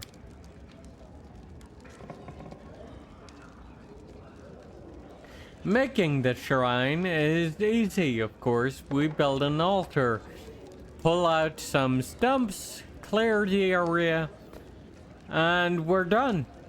But the unseen presence of Desna will remain, protecting every corner of your lands. None will dare attack anyone who is sleeping in the shade of such a shrine. And why do you propose this to me? Jace looks at you in surprise. Because everyone in these lands knows you are a good baroness. One who will protect every soul. and who will not simply leave the poor and sick to fight their fates alone. Your subjects follow your example and are likewise kind and hospitable. I have no doubt that Desna loves you and all those who travel in your lands.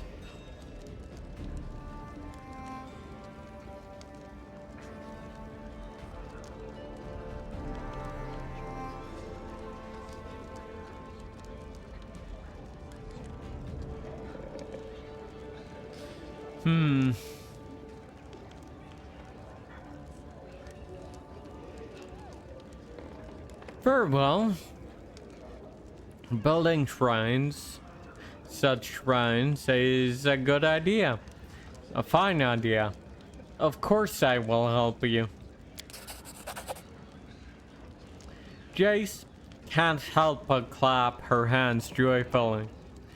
I knew it! I knew you would agree. May Desna keep you and your loved ones safe. My companions and I will await your news. When you are ready, we'll begin right away. You'll have shrines in every corner of your state.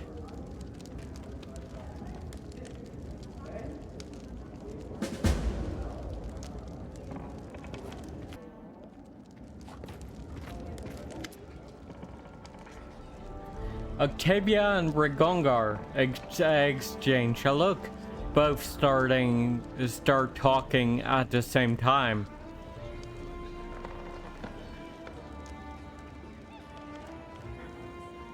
Oh yeah, welcome back.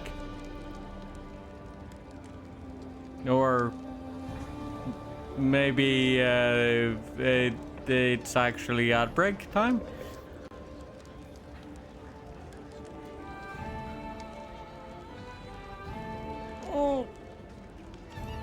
Yeah, I might have to roll back my save a bit. I completely forgot that the bald hilltop needed swallowing.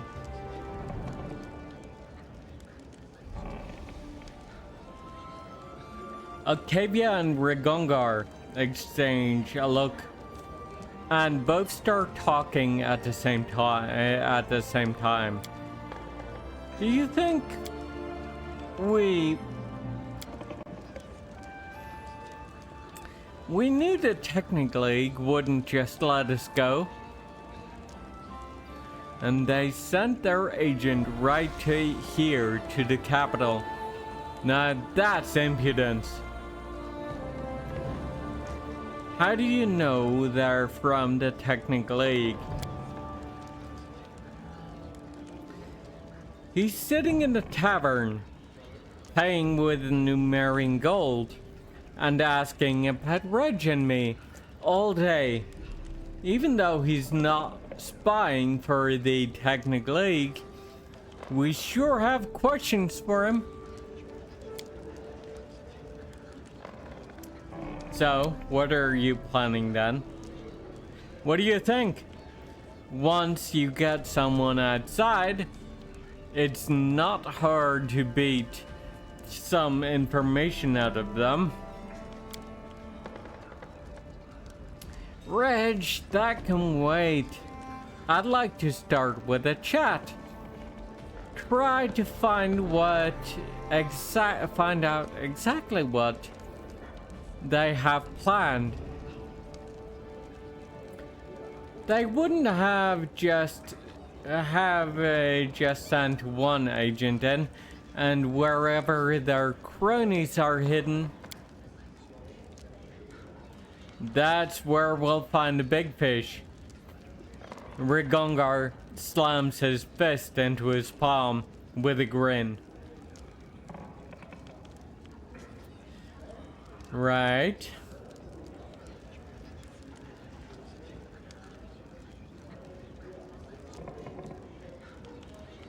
Let's go and find out what they technically is doing here. Great! We'll wait for you in the tavern.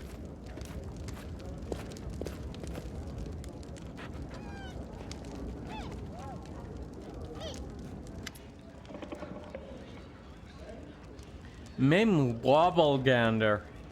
There you are. I've wanted to see you in person for a long time.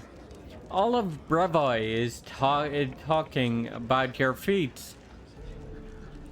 The girl, smiling curiously, sizing you up, finally nods to you. Mim Wobblegander, the greatest goldsmith in Restov, at your service. Happy to meet the ruler of this land. You know, it's quite beautiful here. The view of the lake, surrounded by picturesque green forest, were the inspiration for a lovely brooch design. I do have a sapphire, but no green jewels. And I've no idea who can help me with this. We're surrounded by simpletons here, who know nothing of sublime matters. Except for you, of course. Mim looks at you meaningfully.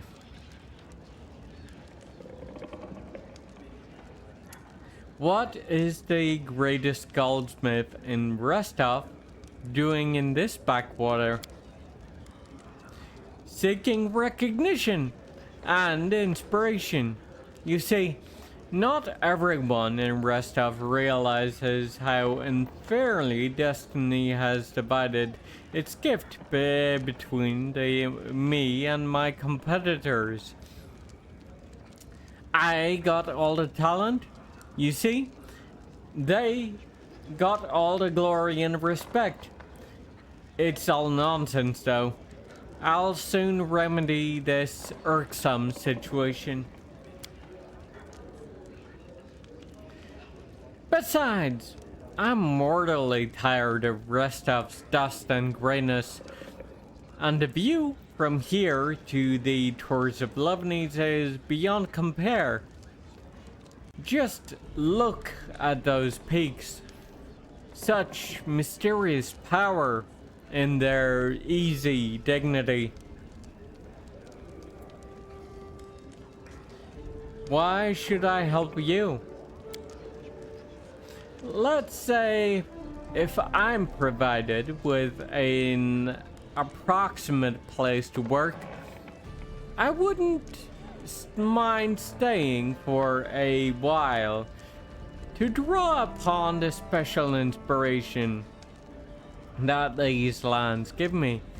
Of course, I would express my gratitude to my patron from time to time with gifts befitting her status and my mastery.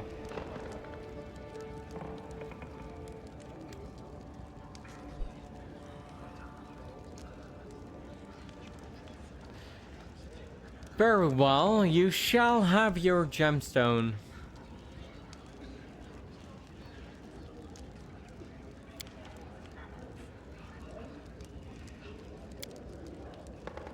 Wonderful. I shall impatiently await your return. Okay, now let's go and see. I'll go ahead.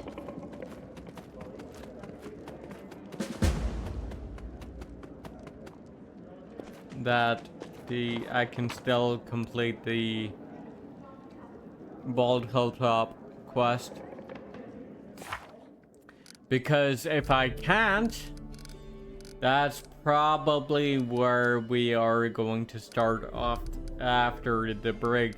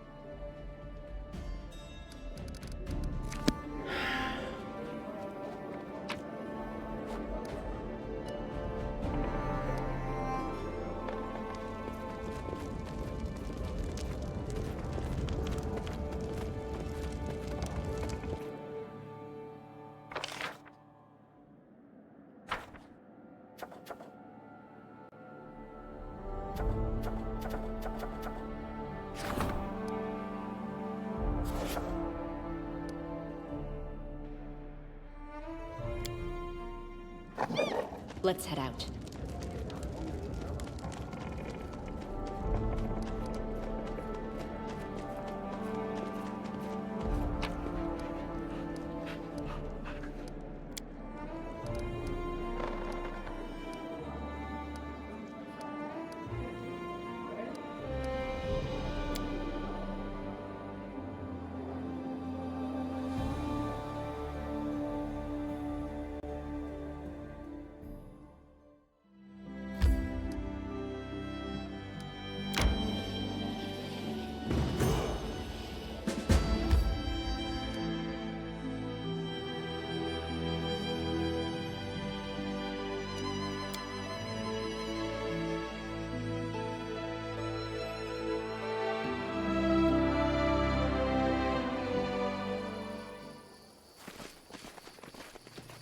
I can. Good.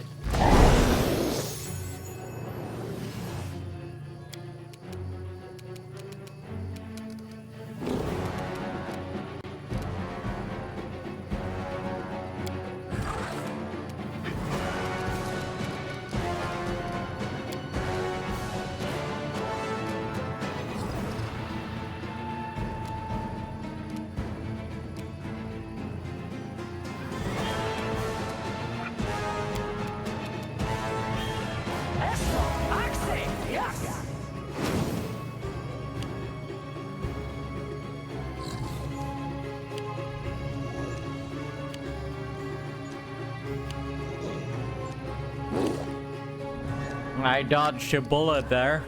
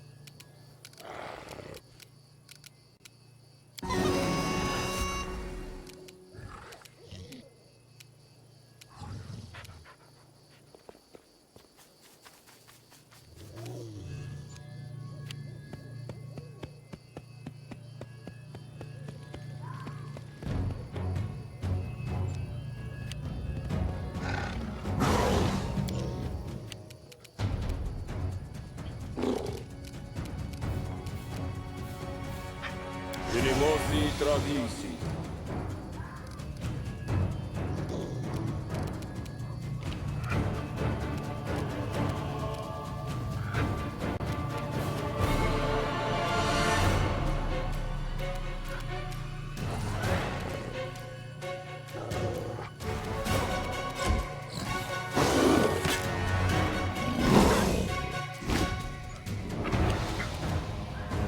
Let us strike as one!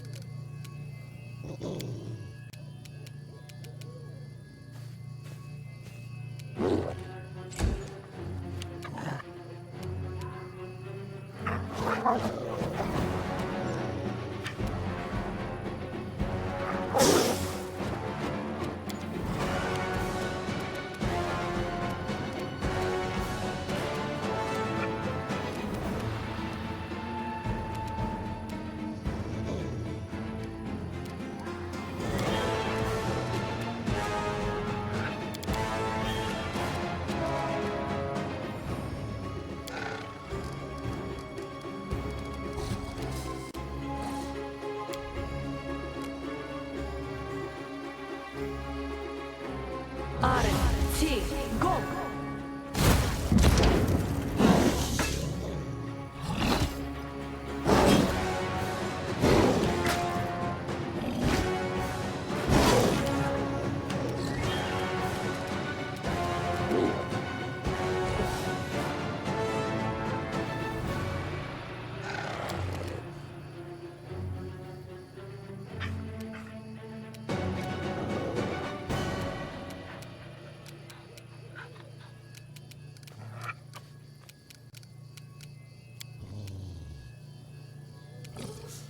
Mossi travisi.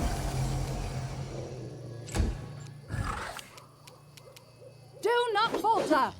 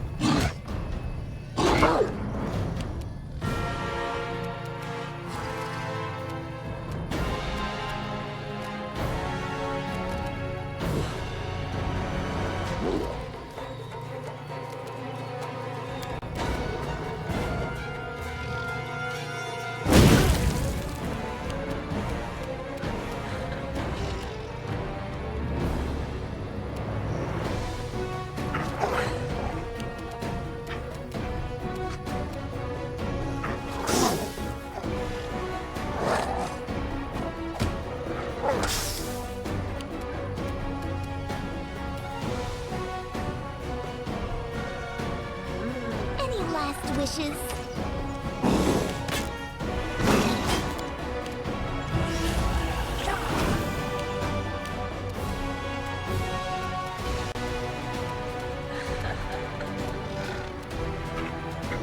Onwards! This didn't work. I must continue. Stay behind me!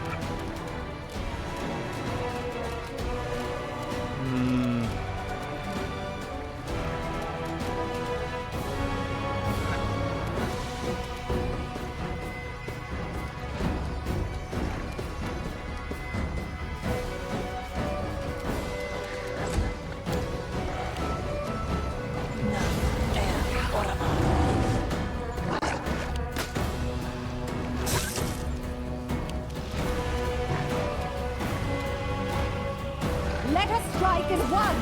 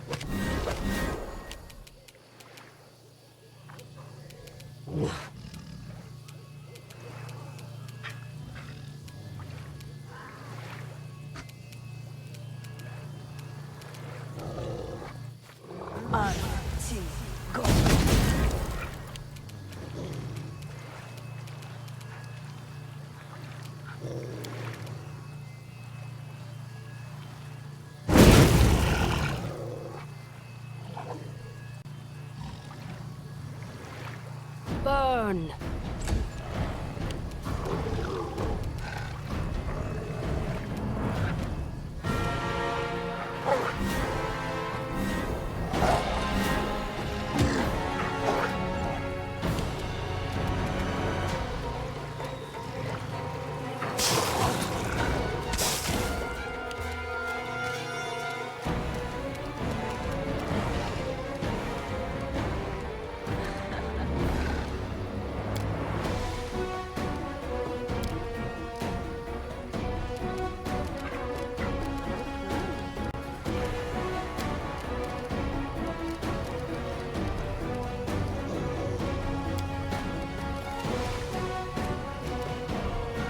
This is where I step in.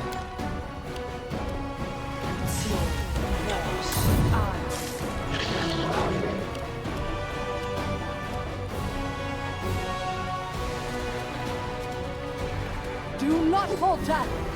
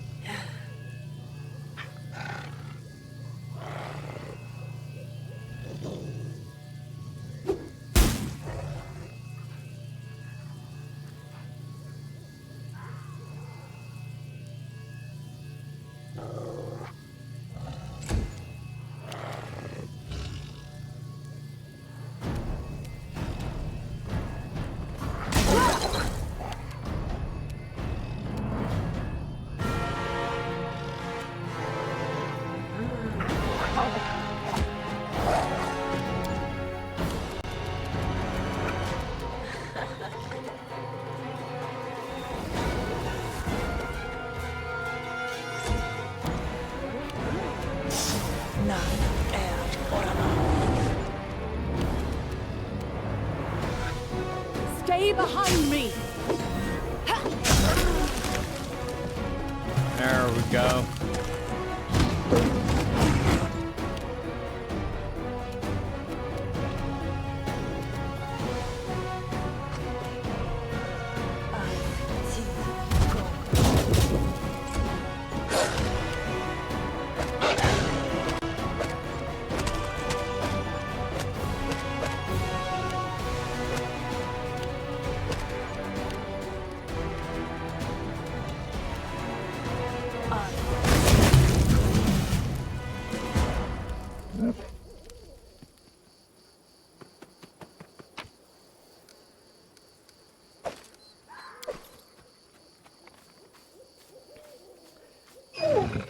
Break.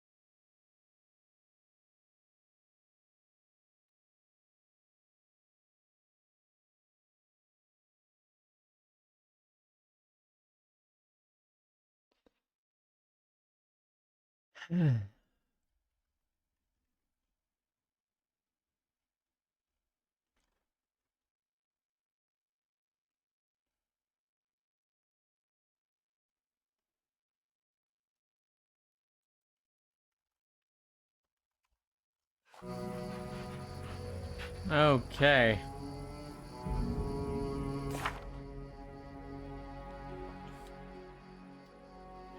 Now. Okay.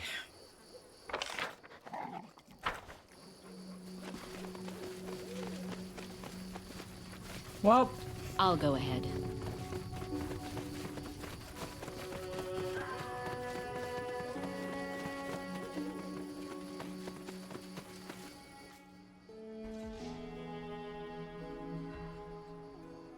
thank you for wasted.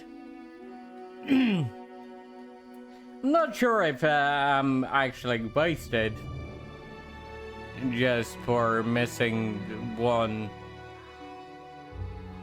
one ancient curse, but it's fine.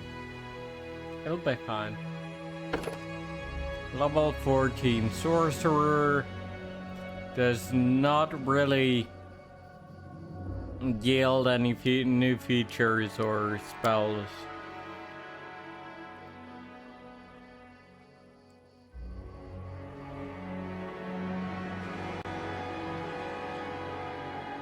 Oh. I see. Okay.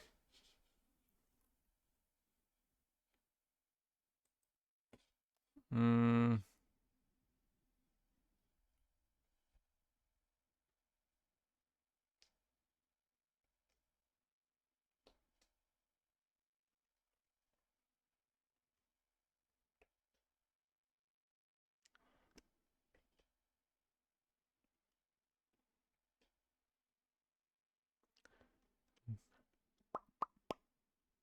Nope.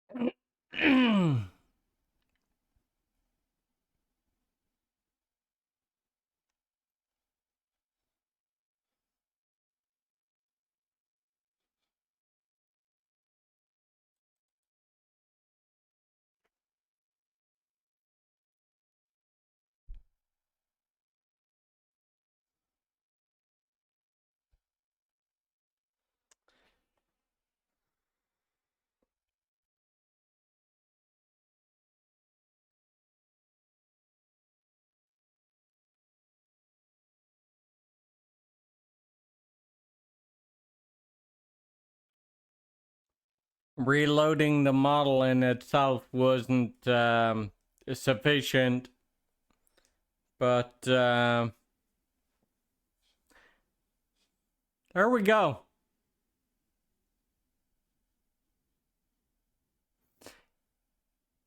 Mafia's moving again.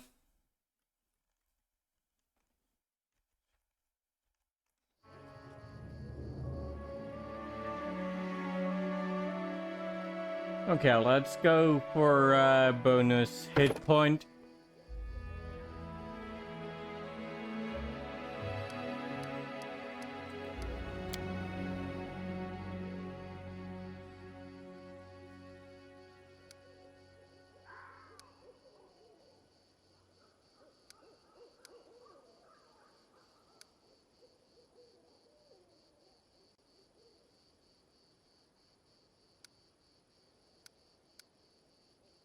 Knowledge, Arcana, and Persuasion.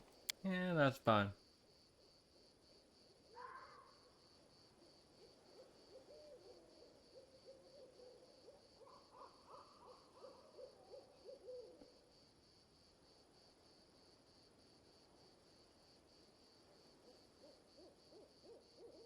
Summon monster 7. Which is going to summon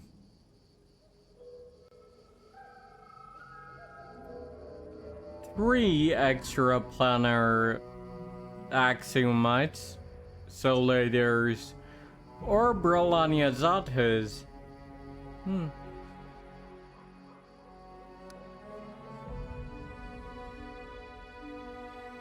Well, 1d4 rather. Okay, yeah.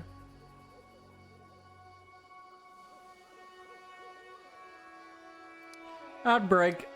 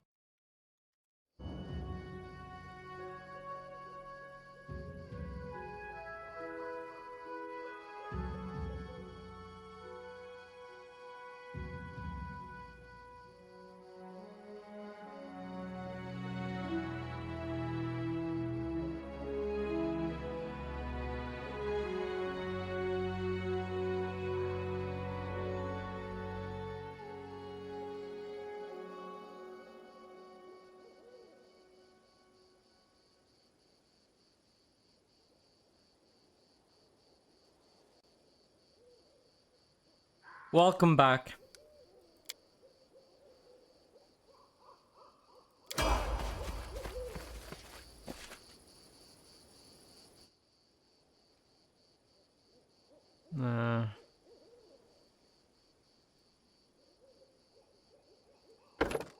Scald.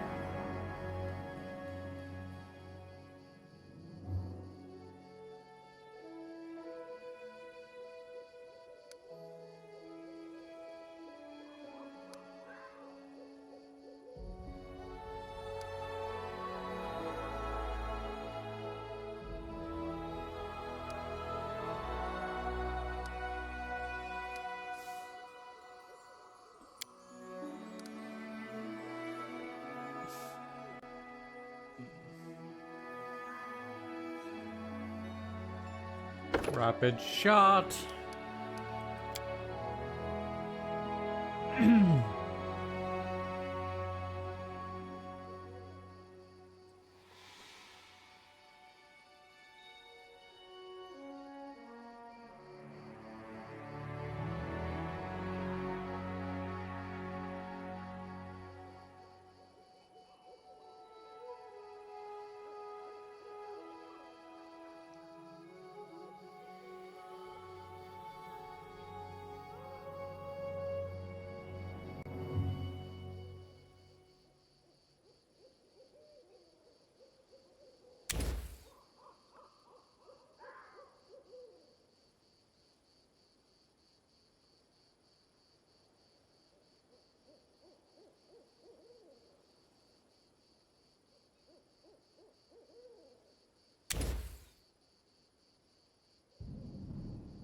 Actually, no.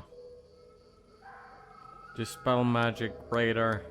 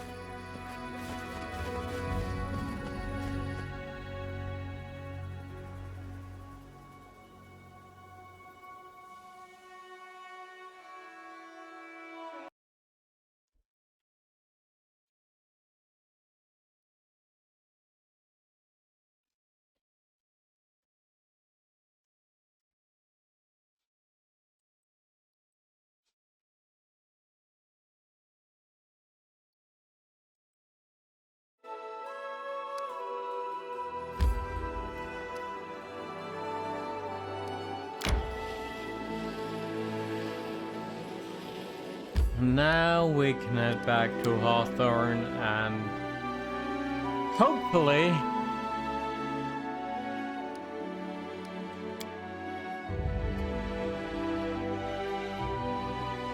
that has cleared out the Bald Hilltop for now.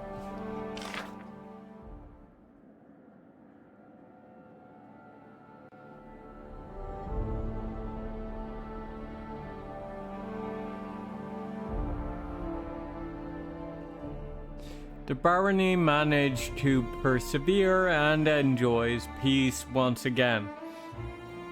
Good.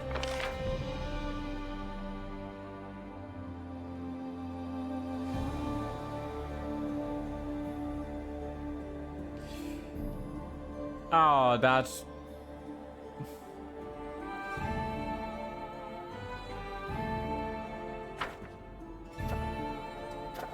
bad. But, it's only -1. I think we can live with that.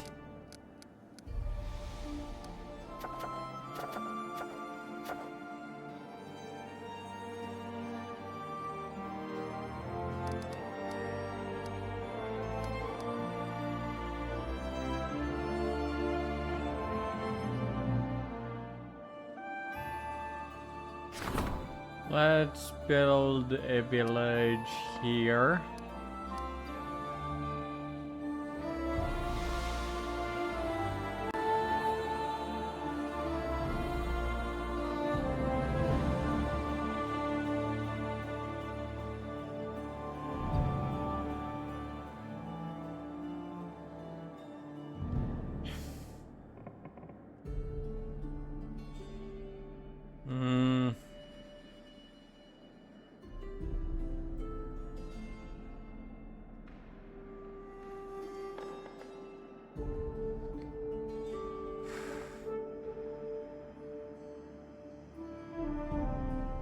I don't know.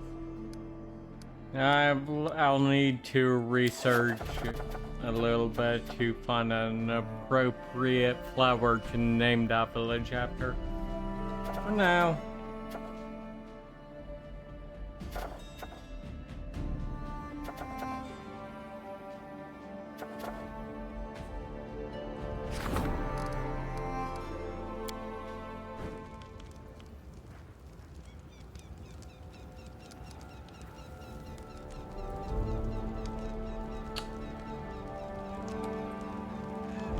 Let's see. For now, a wooden wall.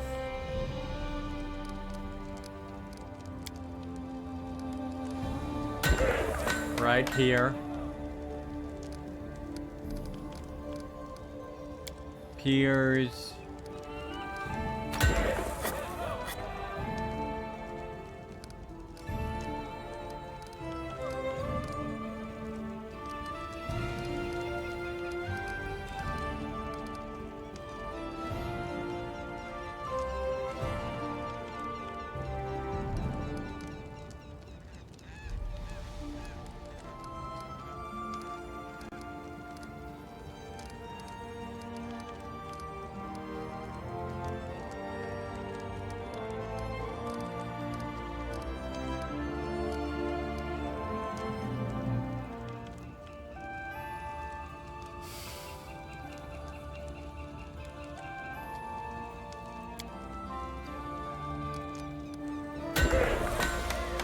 RX.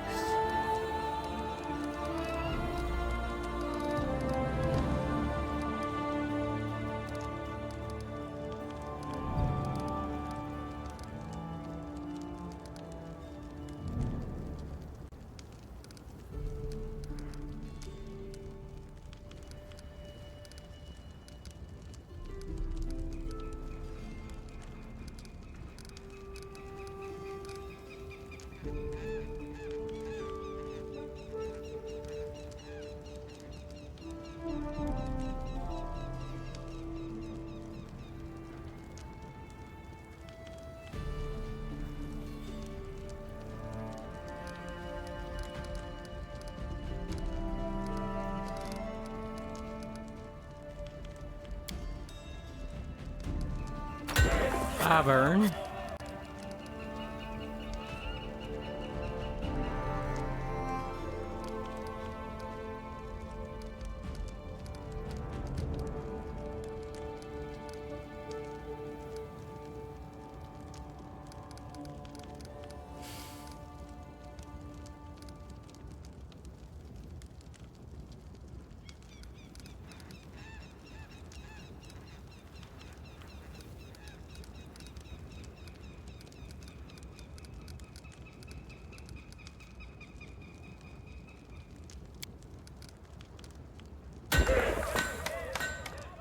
Herbalist's house.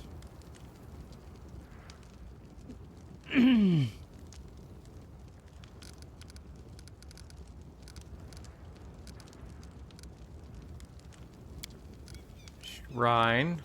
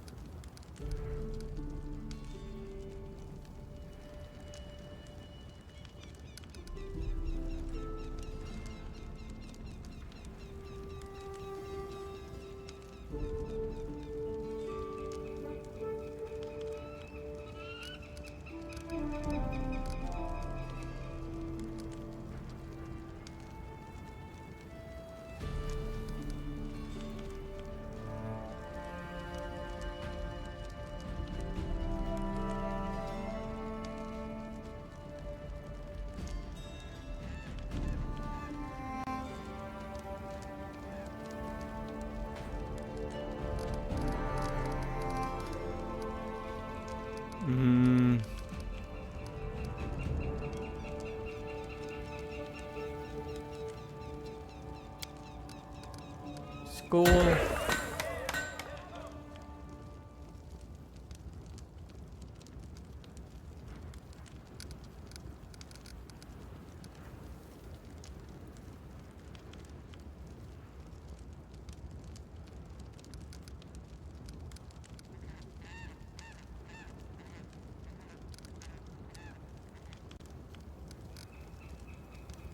Let's leave those slots open for now, though.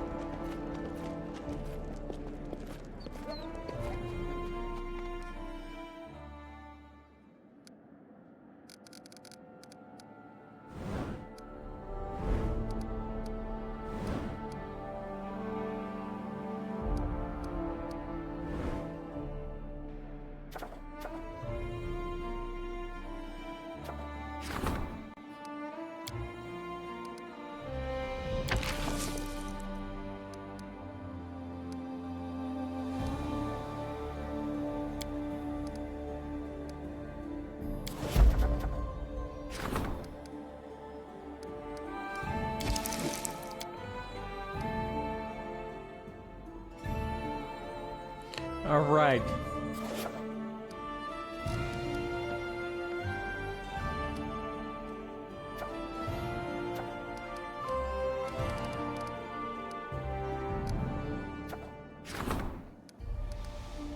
Cancel that chat.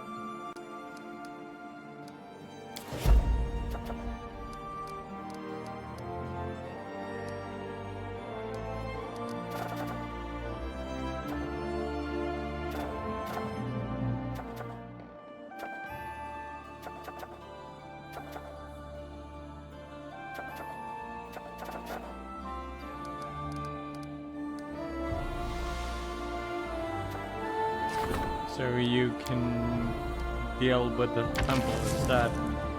Or build a temple.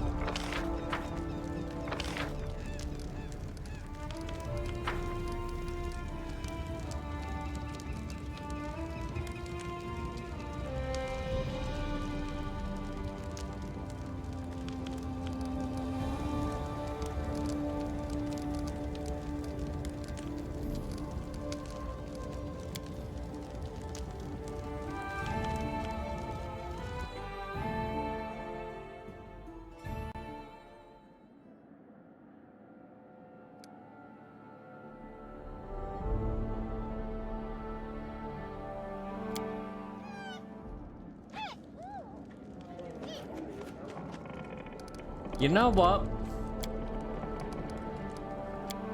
No.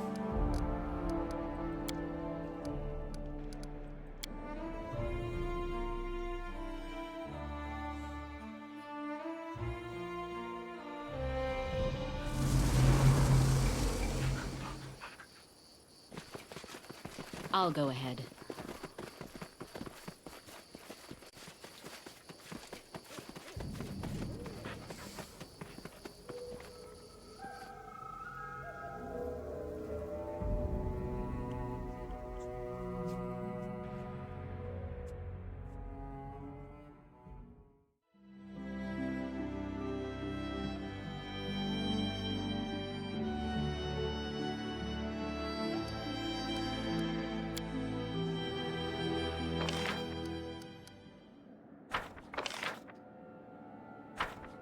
Oh. Well, that's a problem.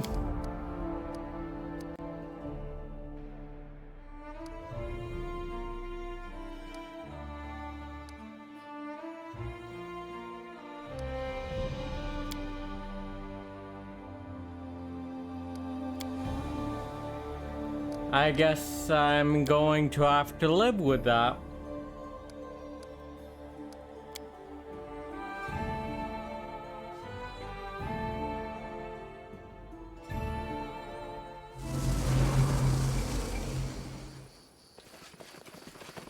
I'll go ahead.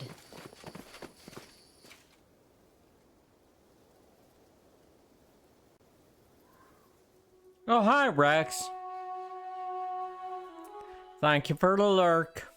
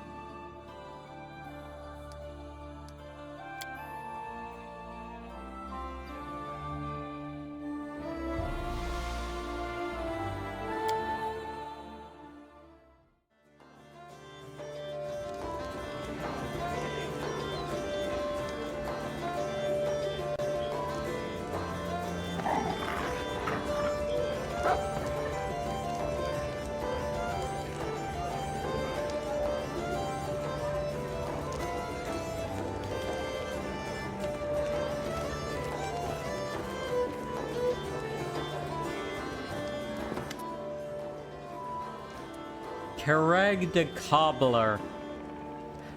An inconspicuous dwarf wearing a grey coat sits at the table sipping beer. As you, Octavia, and Reg appear at his table, he topples the mug, startled. Boo! You were asking about us, right? Well, here we are. So, what do you want from us, hmm?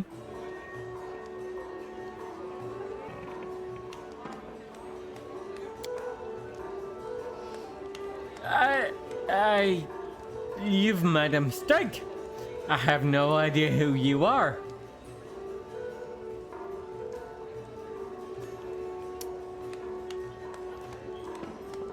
This isn't a good place to talk. Let's move somewhere more convenient. Like a torture chamber, perhaps.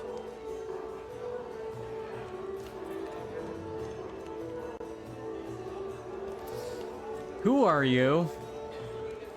And why are you looking for Octavia and Regongar?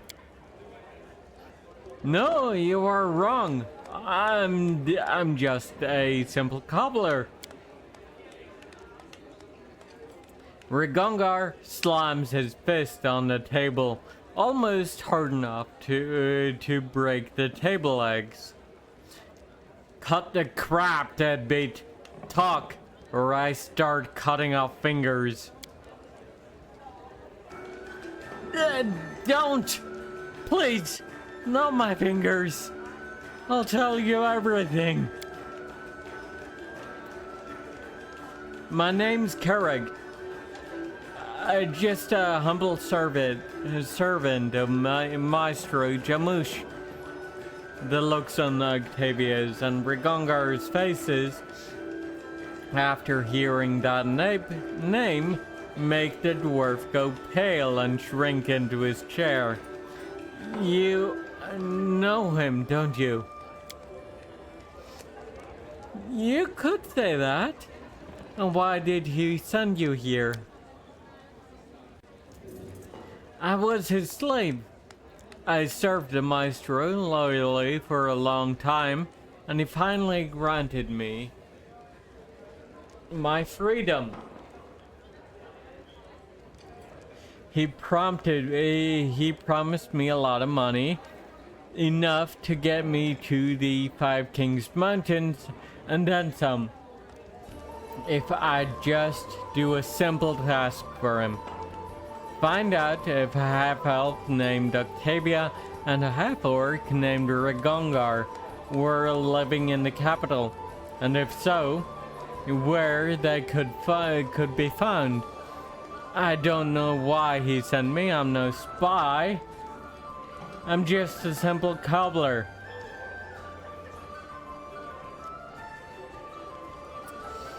Octavia, do you believe him? Strange as it may seem, yes. He seems more like one who's been deceived than one who's deceiving.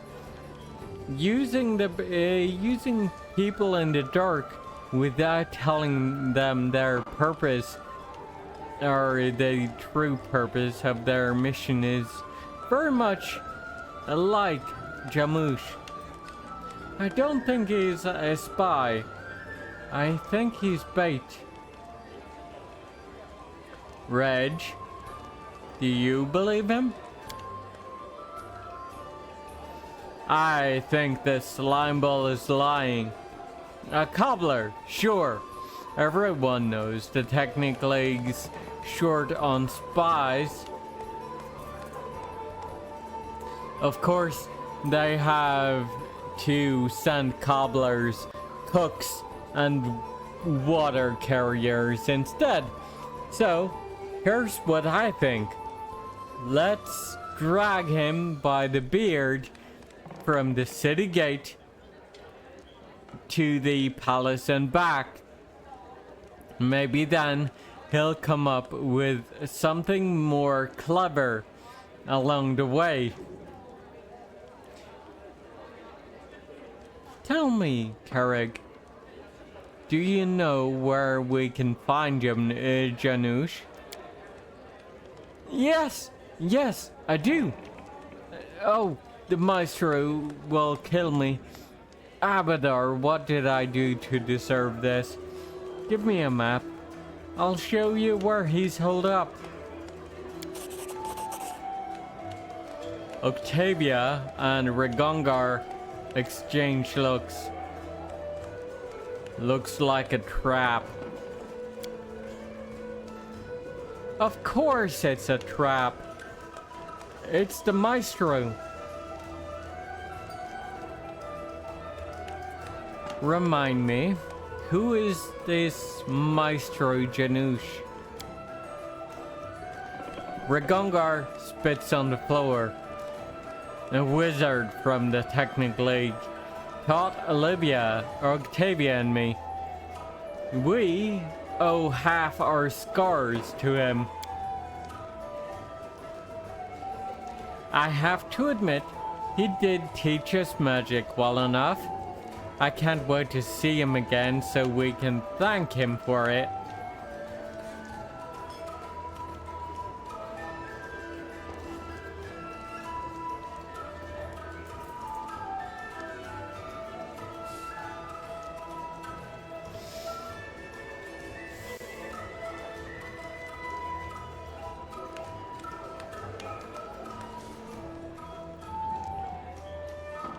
Here, take this. It should cover your trip to the Five Kings Mountains. Oh, your grace! Thank you. From the bottom of my heart, I'll pray to Abadar for your good health until the day I die. The dwarf rushes out of the tavern. Well, now we know where Janusz is waiting for us. He knows we're coming, of course. But we know that he knows that gives us the advantage. Except he knows that you know he knows. So that gives him the advantage. But he does know that we know. But does he know that we know he knows? Regongar frowns with exaggerated seriousness. Yeah, that is precisely what I said, Reg. Laughing, Octavia lightly flicks Regongar's nose. Unable to maintain his serious expression, he breaks down and laughs with her.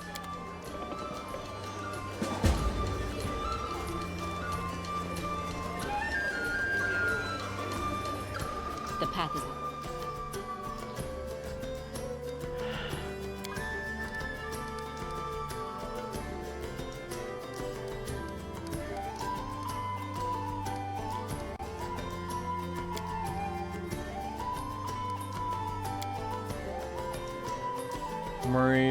We are going to need Reg for that quest.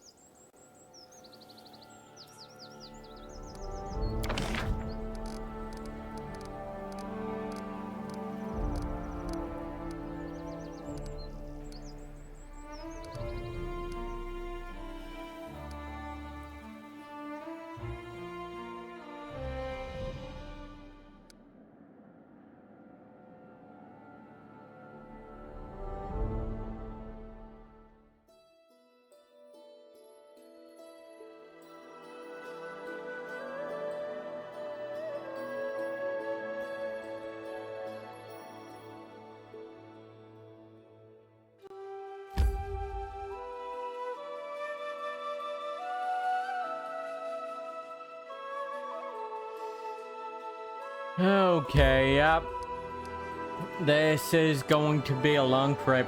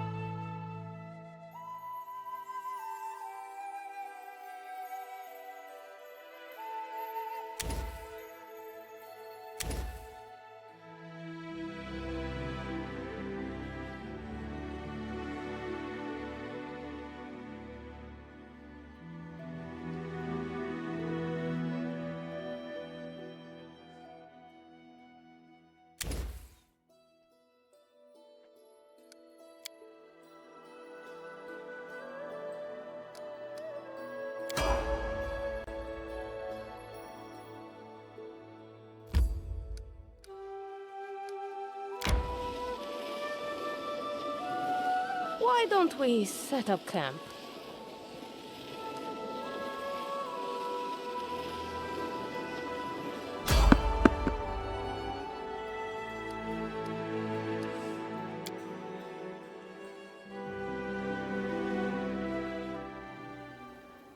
I feel tired. Resting would be nice, don't you think?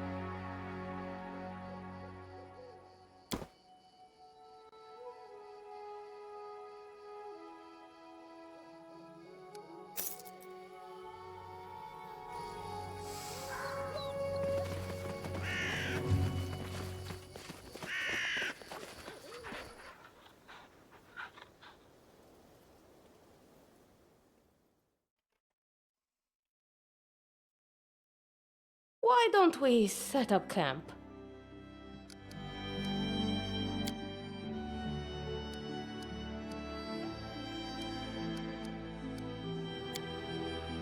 What do you think, Harem? If we're all meant to die, how will it happen? I don't know. I'm not a prophet. I simply follow the will of Grotus. Whatever end is prepared for me, I only hope to face it with dignity.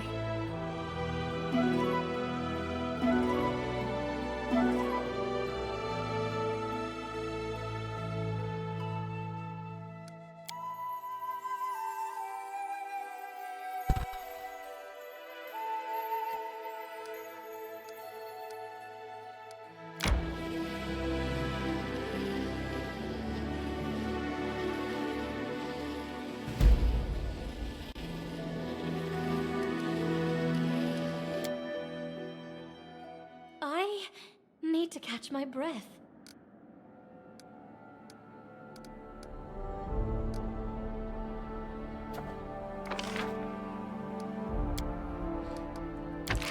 Build a town.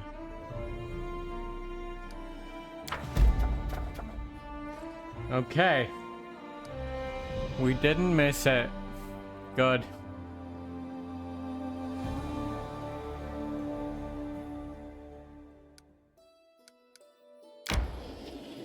Resting would be nice, don't you think?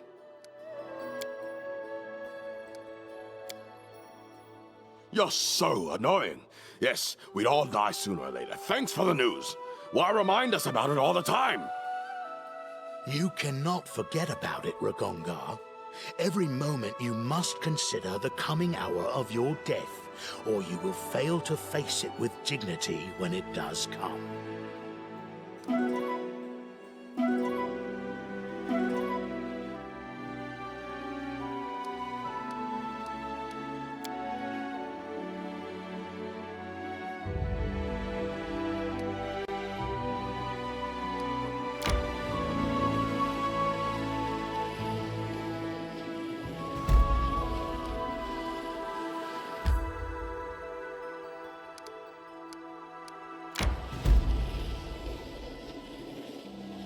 Why don't we set up camp?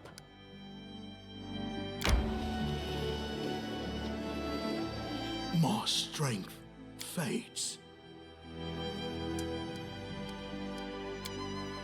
A gloomy crowd, angry cries, axes and pitchforks. I can't but recall my younger years in Galt. Like a bustling anthill in the face of a wildfire.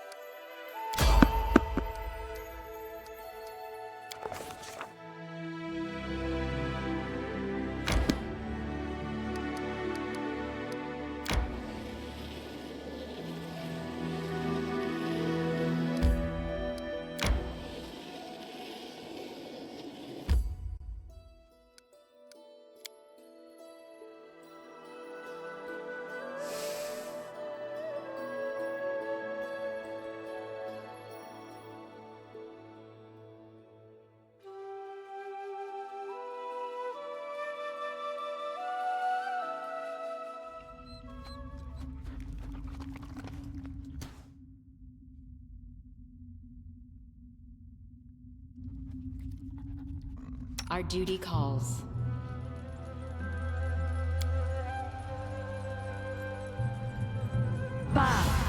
Riti!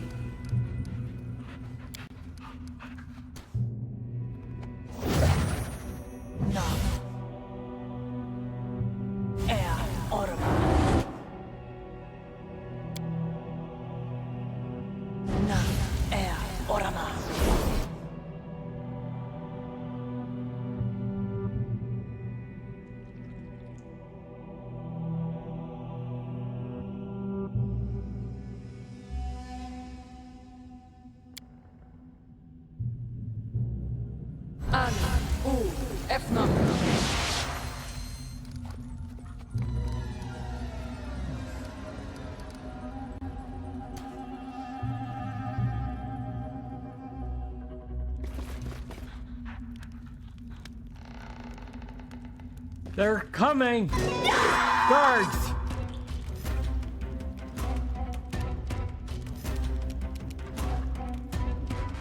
Correct the cobbler. Wow.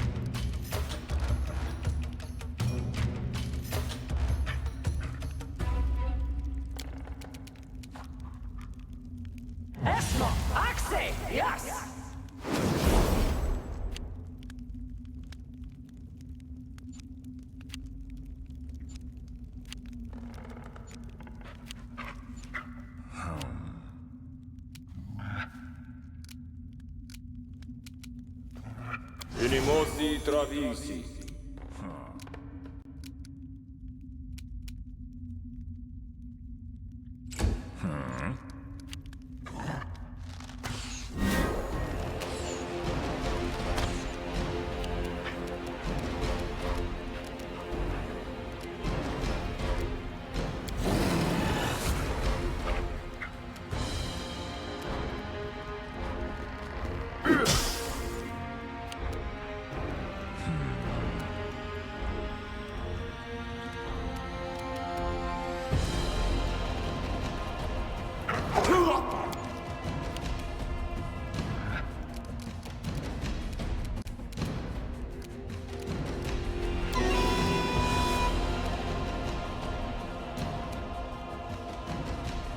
serves you right.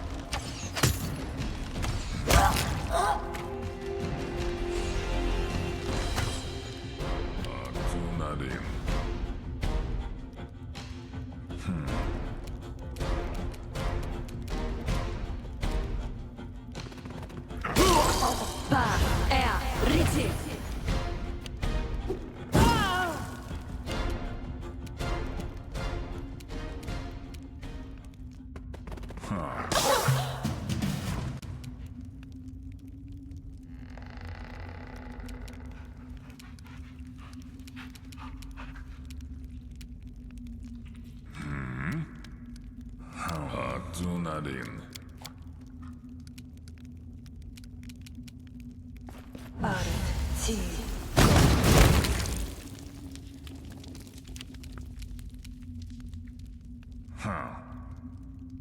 Taste my fury.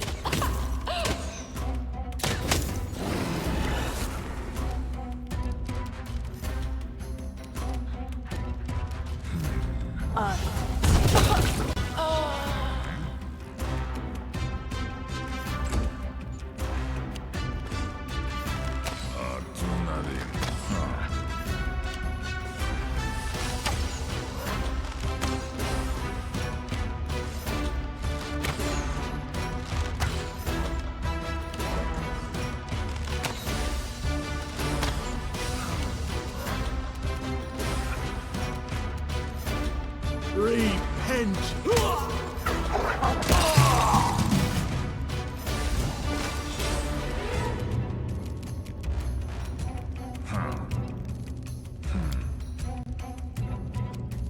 Oh. Consider me provoked.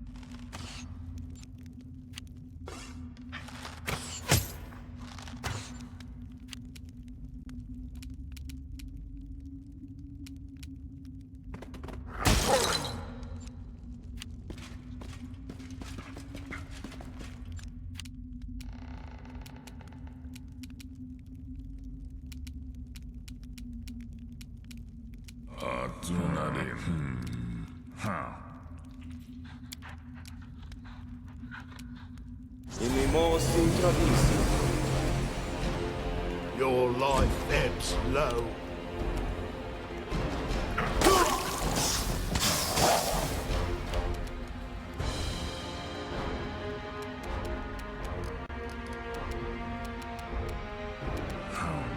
You deserved it.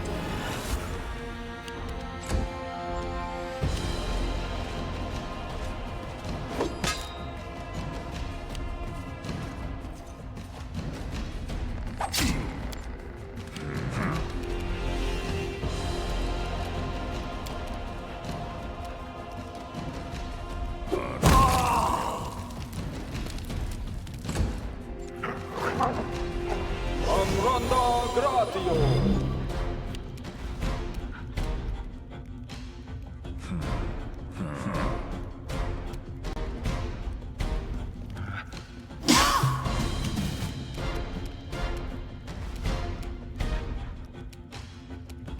This spell's not supposed to work like that. Go.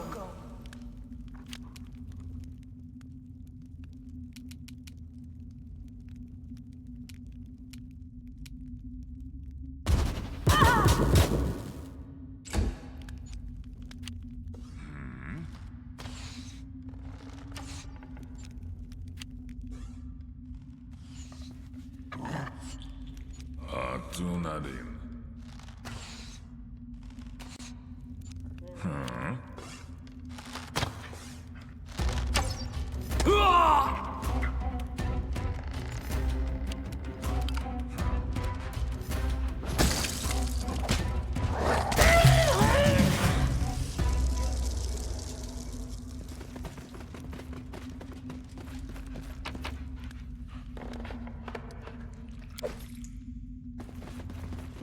bid me near.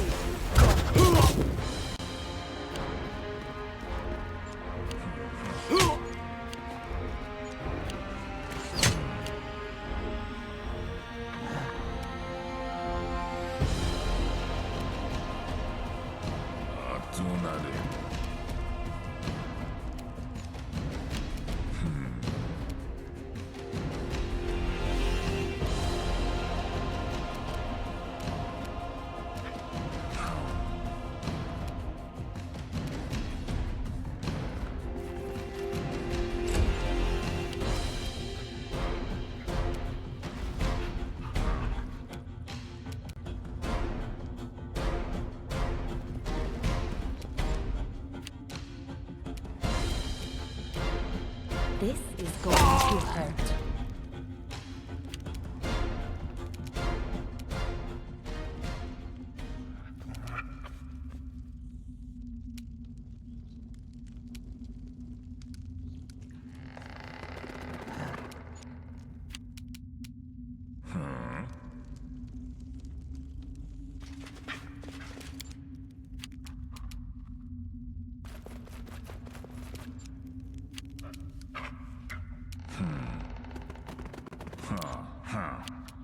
Welcome back. I forgot about the ads for a moment. Sorry about that.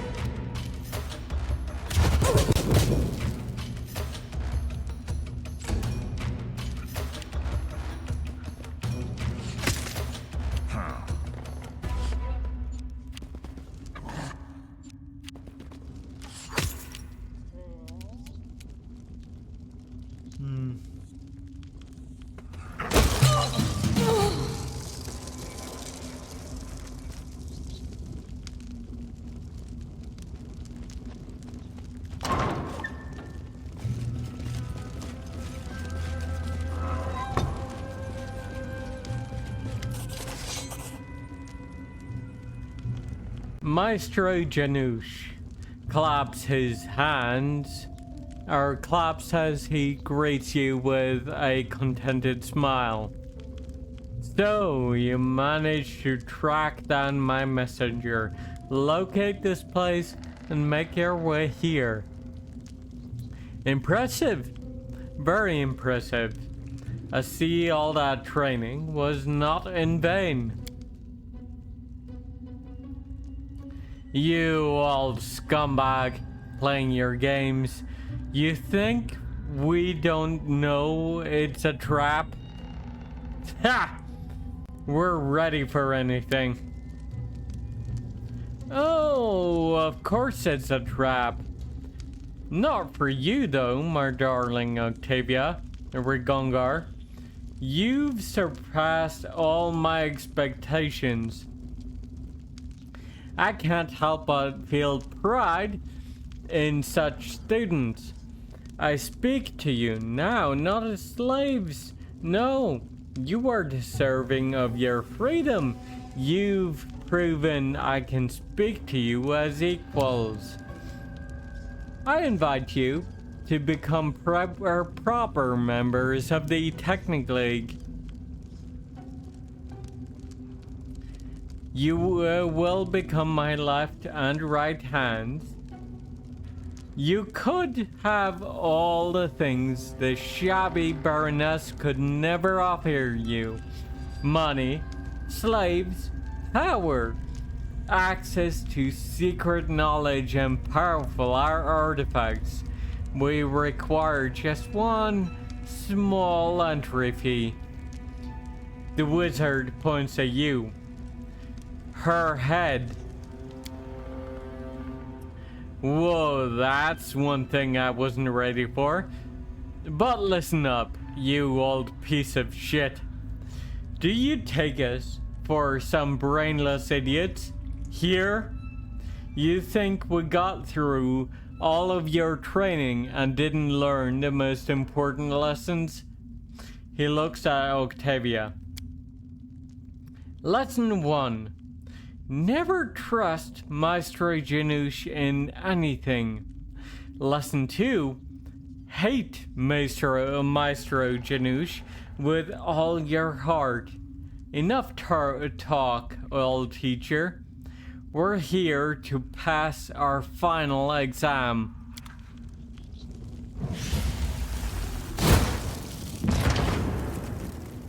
I'm not afraid.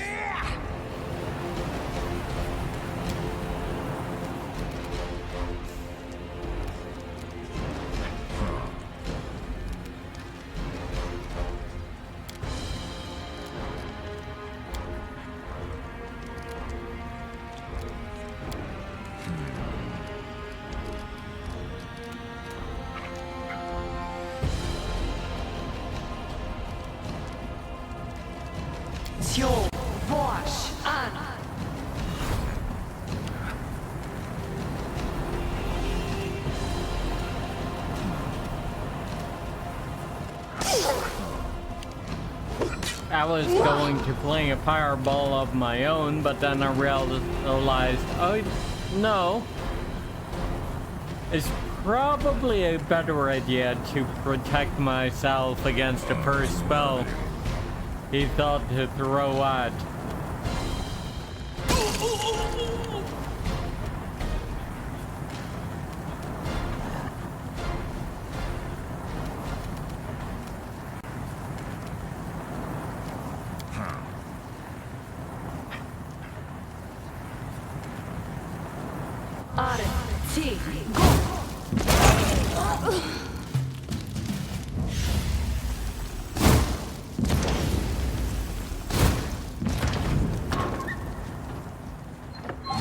Are you kidding me? Who will prevail? Does it matter?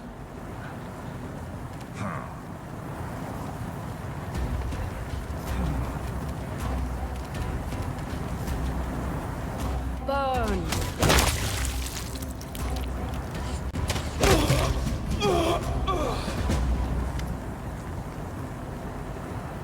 Reg, what are you waiting for? He's getting away. We'll catch him. We just need to set these poor people free first. No, we don't. Forget them. Can't you see the scum is getting away? Reg, we can't lead them. We used to be slaves too. And we freed ourselves, Octavia. We owe nothing to these people. Octavia is right, Reg. You didn't free yourselves on your own, remember? People, or these people, need your help. But Janusz... Ah, damn it. Fine. Let him roll himself back to Nymeria. Calistri is not blind.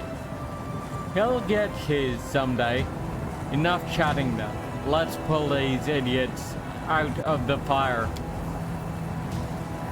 I love you. After giving Regongar a quick hug, Octavia rushes to help the chained slaves.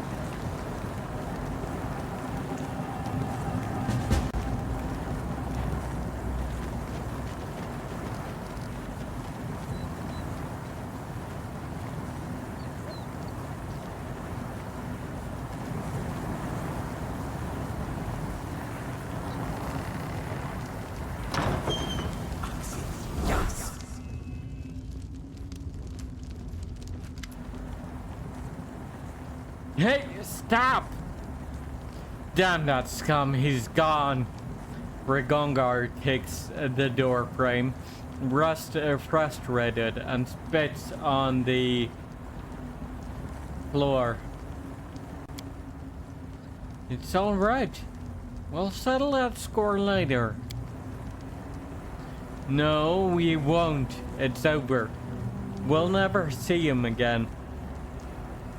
He knows we're stronger now. He won't risk crossing us again. But Reg, that's wonderful. Do you realize what you just said? He is afraid of us now. The great Maestro Janusz just ran away from us with his tail between his legs. He's running back to the farthest Numeria, or farthest corner of Numeria, to sit and hide for the rest of his life. Afraid we'll come after him. The annoyance on Regongar's face slowly fades into a contented grin. You're right. That piece of shit is going to see us in his nightmares for the rest of his life.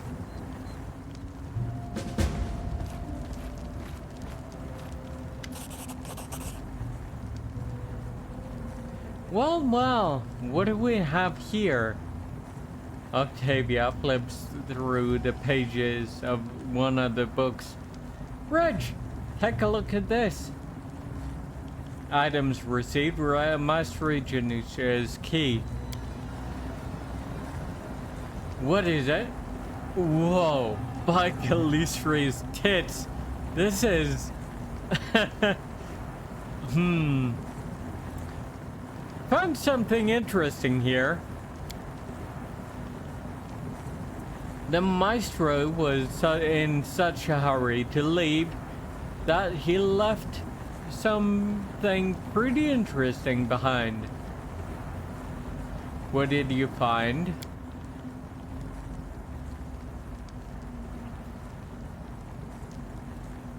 Octavia triumphantly points at the page of a thick volume. These are the Maestro's ledgers. All of the accounting for the last, let's see, 10, 20, yes, for the last 30 years. Do you know what this means?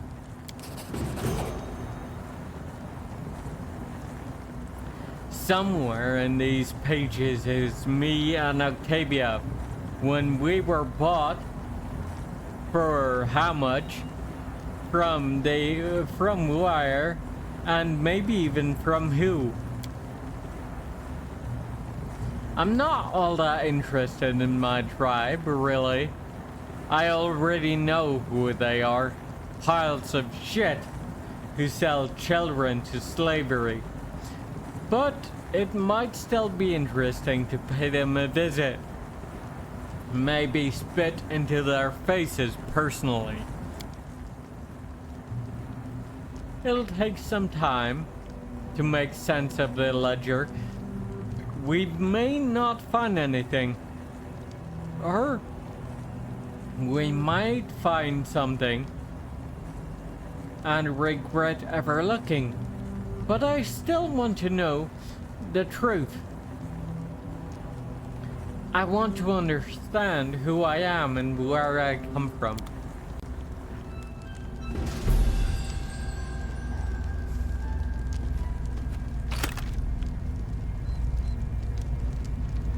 One of echolocation.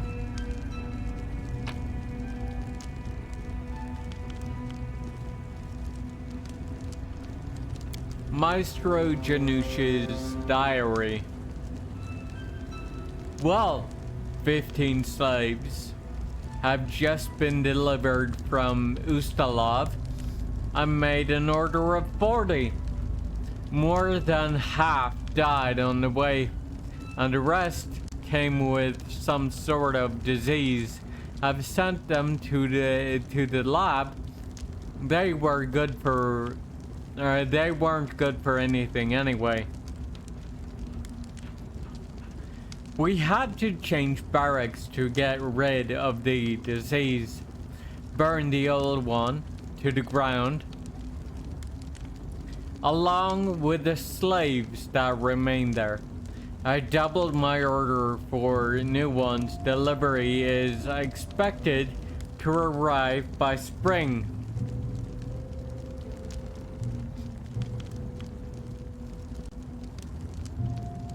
Worthless, stupid dreams.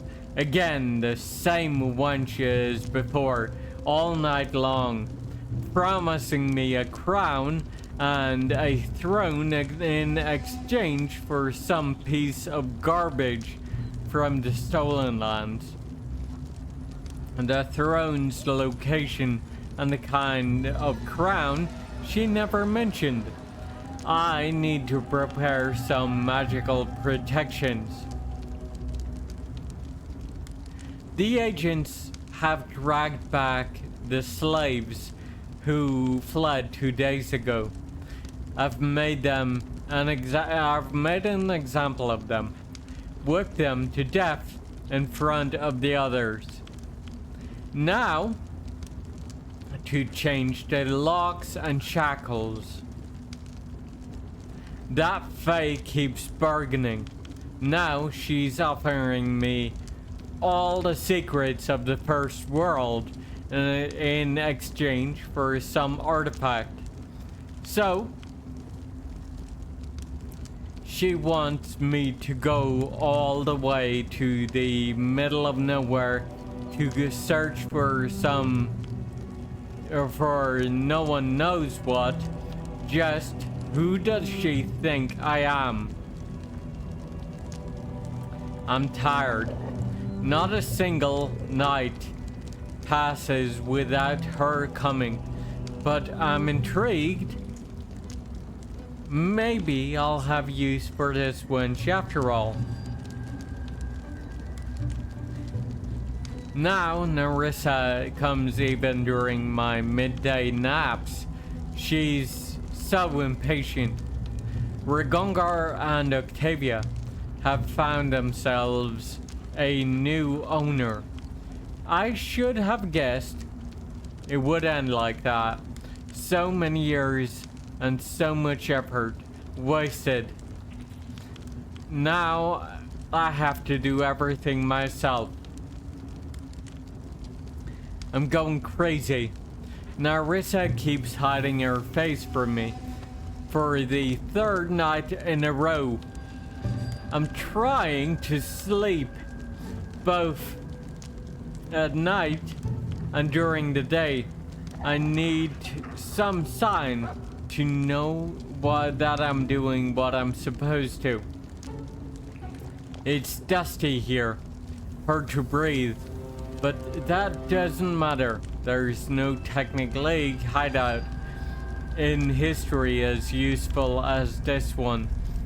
I was lucky that some of our people had previously arranged for a safe spot within the stolen lands. There would be no better place for us to set an ambush. It should be easy for us to lure this Baroness out. My dream was short, but I got what I've been craving. A light touch from Mistress Narissa was all I needed. She gave me a chance. My head won't touch a pillow again until I kill the Baroness. That filth will pay for all she's done, or my life is over. I will not disappoint my mistress.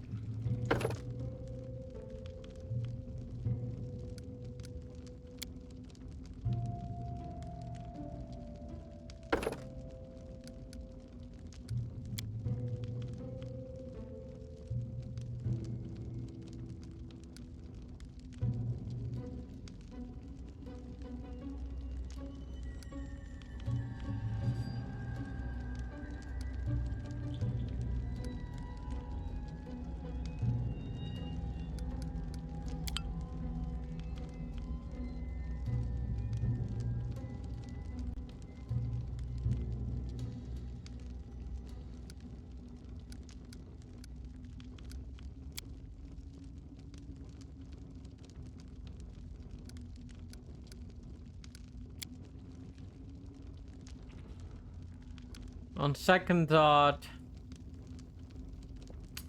no, let's go all in on strength from here on. Not that is going to amount to much.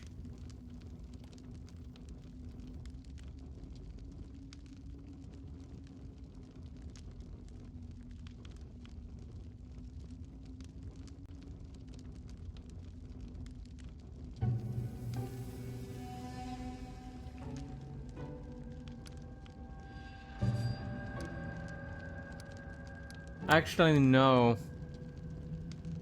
Aram uses a crossbow, so we won't really get much out of strength anyway. There is no point in that.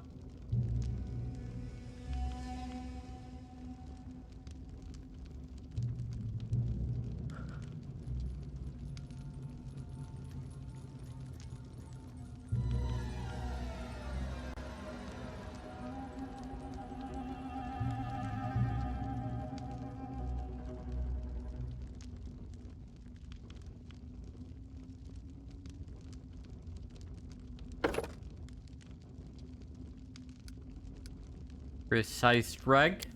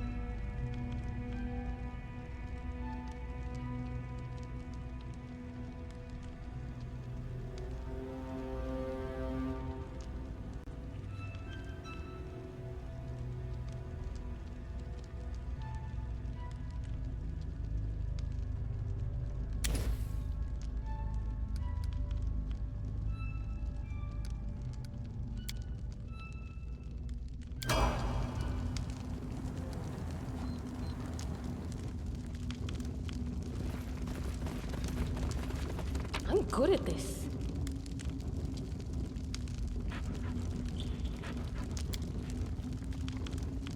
All technically letter. Maestro Janusz. The problem is finally solved, and we have an incident report on all damages sustained by our organization. The company of technomancers and their robotic escort deployed at your command have finally eliminated this nuisance. I regret to inform you that very few of our men survived the assault. The Myrmidon and lower class robots have been reduced to parts, and only one of our two precious annihilators is still in service. Although heavily damaged and beyond our capabilities to repair.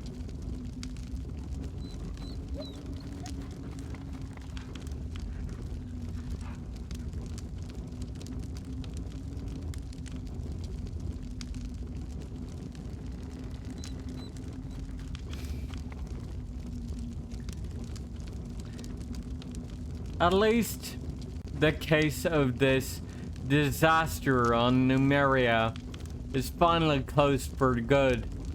The complete reports will be sent to you as soon as possible. In the meantime, I can shed some light on the main lines of inquiry at play here.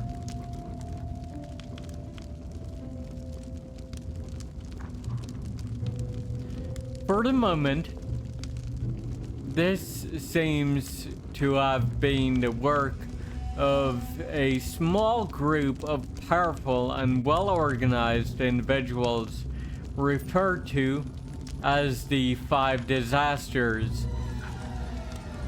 Until further information is recovered.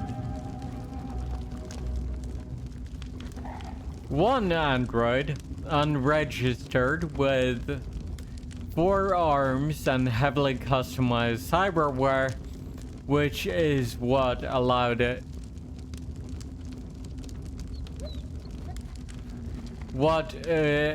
it to cause such heavy damage with crippling and often fatal explosives. We have not been able to repair it and put it to use.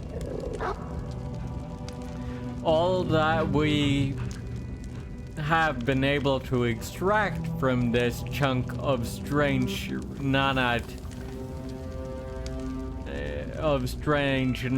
cloud that settles is a chunk of strange nanite cloud that settles into tangible form, and some largely corrupted data. For now, our restoration efforts have only succeeded in extracting a self-identification of gears and several recurring names: Eloniel, Sae, Shinra, Elfrida, Max, Bailey, and Sandali. We are hopeful that the names of the disasters are among them, as this is the only promising starting point for our investigation. It's interesting that the Technic League seems to be basically sci-fi in a world that is well, nothing but fantasy, really. Almost nothing but fantasy. They don't really seem to belong here, or the technology they use anyway.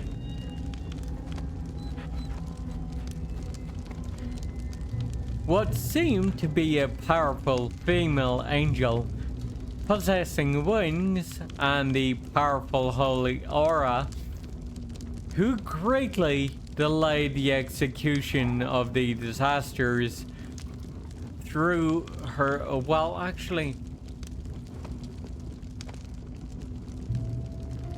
what seemed to be a female angel possessing wings and the powerful holy aura, who greatly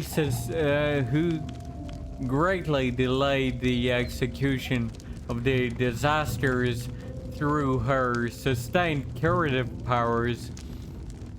With her support, the disasters seemed to heal faster than they could be damaged, and with each heal, one of our men seemed to suffer a backlash of spontaneously combust. A female devil or similar beast, horns, tails, small pointed fangs, extremely nimble. She was the last to fall, even though her damage output did not seem to match that of her peers. She seemed untouchable until the Annihilator obliterated the general region she was last seen in. A human a human female with very strange powers attacking our troops with the combination of bow and mysterious singing. She seems to have caused sporadic mutations and a burst of aggression in her allies during battle. No traces of her or other mutations remained afterwards, though we are still investigating.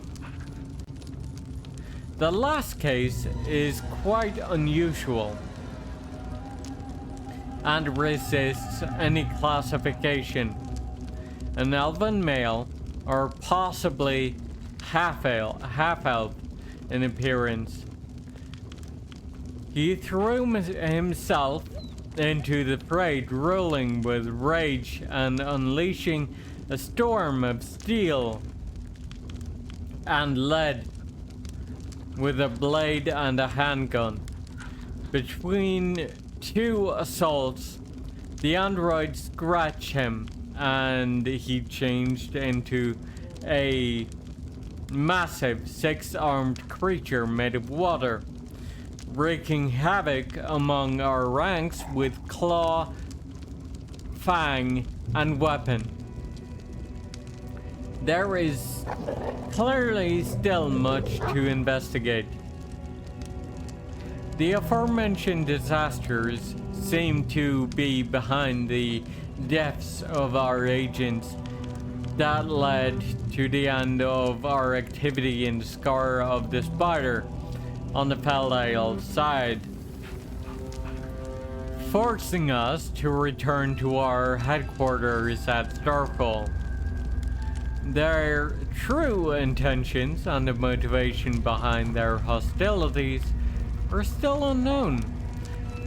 Our teams have always been assaulted without a word. Despite this hard blow, you will be happy to know that our activity in Numeria should have been resumed by the time this message will have reached you, Kalana. P.S. I attached this letter to this letter a box containing the remains of the android. The nanites take form and fuse, but seem practically inert and unresponsive to our experts and analysis machines. Maybe you can find some use for them.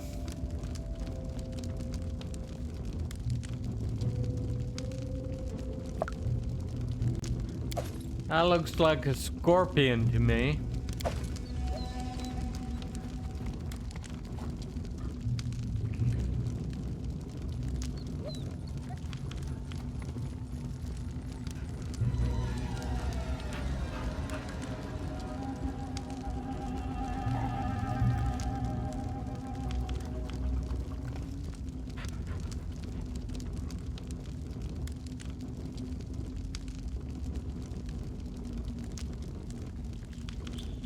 Huh.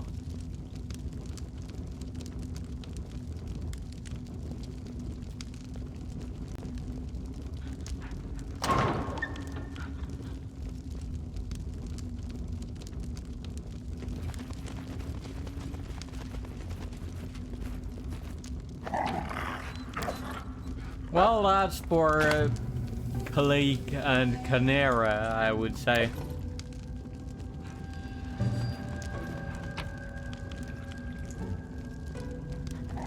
Maybe Jubilost.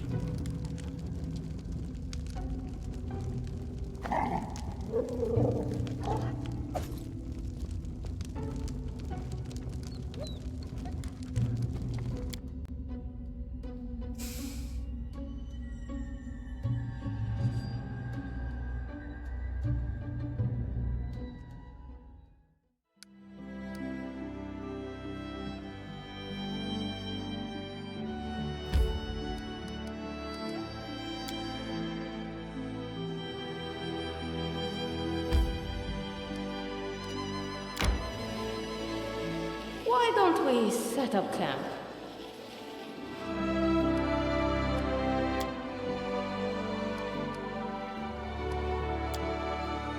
Lindsay, what are you writing in there again? You know, something about someone. I'll let you read it once I'm finished. It's hilarious.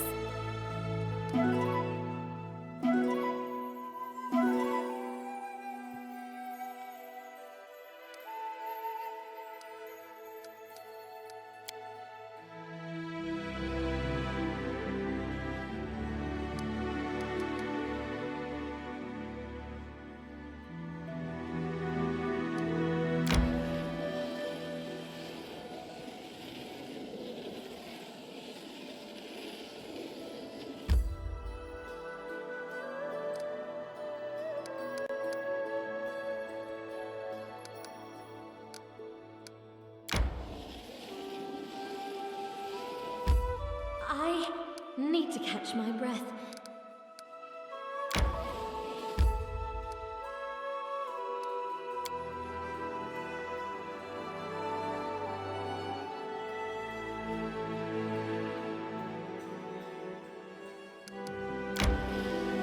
Resting would be nice, don't you think?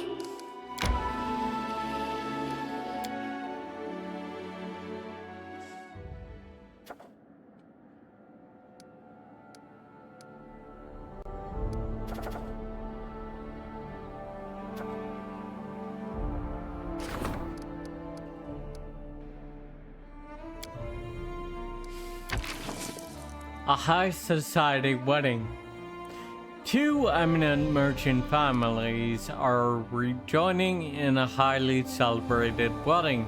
The Baroness received a request that the splendid ceremony be held in the main square of the capital.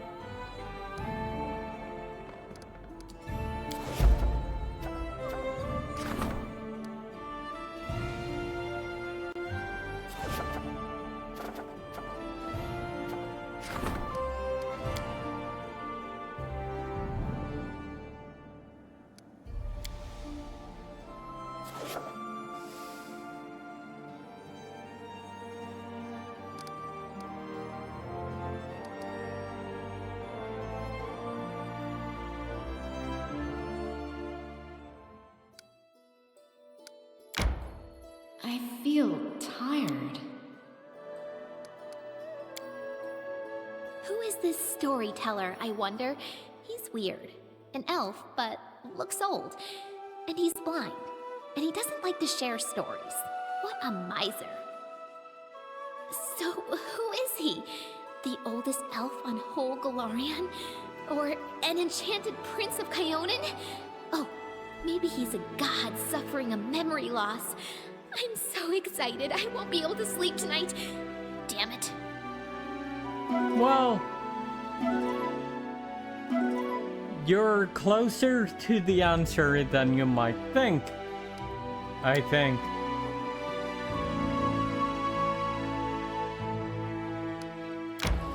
Although I don't know about him being a god, but yeah.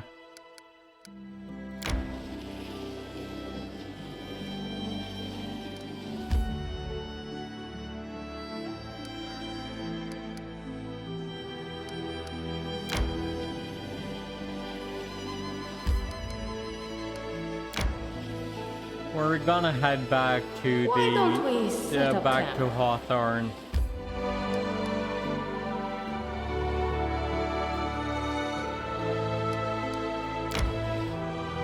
I feel tired. And camp, I guess. Why are you staring at me? Do you see the shadow of inevitable death behind my shoulder? No, I saw a spot of soot from the fire on your cheek. Looks like a unicorn.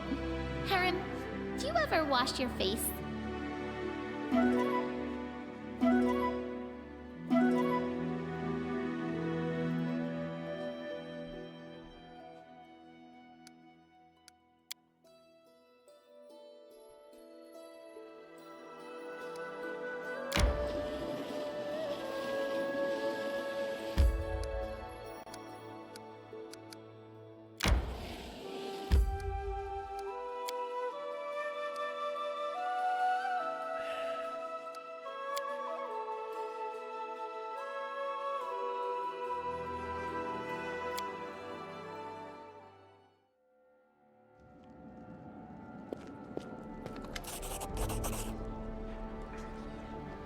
Your Grace, I have urgent news from Jaman Yaldori. The Sword Lord is asking for aid with an unusual problem. Here is her letter. Please read it when you have a moment. Edelweiss, I have a problem, and no one else to turn to but you. I need someone to travel to a town south of Rostov, Varnhold. The town was founded by Magar Varn. You met him at the reception to celebrate your new title. Recently, I've stopped getting reports from him. I didn't pay much attention to it, but in the past week, not a single traveler, merchant, or messenger from Varnhold has shown up in Rostov. No one knows what has happened to the town. If I were you, I'd make sure I was ready for this journey to the plains of Dunsword. The plains of Dunsword are dangerous. Also,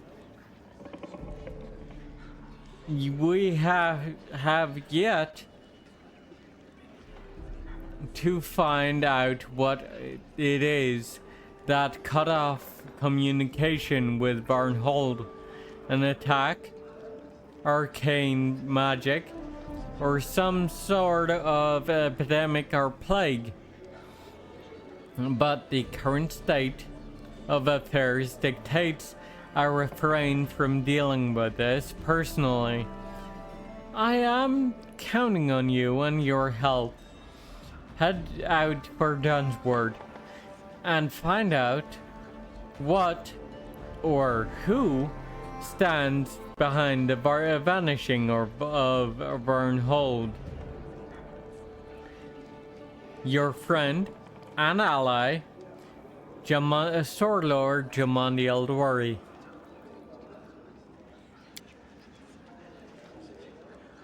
Lady Eldori asks you to head to Varnhold at once. It's the barony led by Magar Varn, a brave soul who carved out the settlement from the wilderness. Until recently, he eagerly and frequently relayed to the Sword Lords his many successes, but then the letters suddenly ceased. As you may expect, this is a matter of some concern.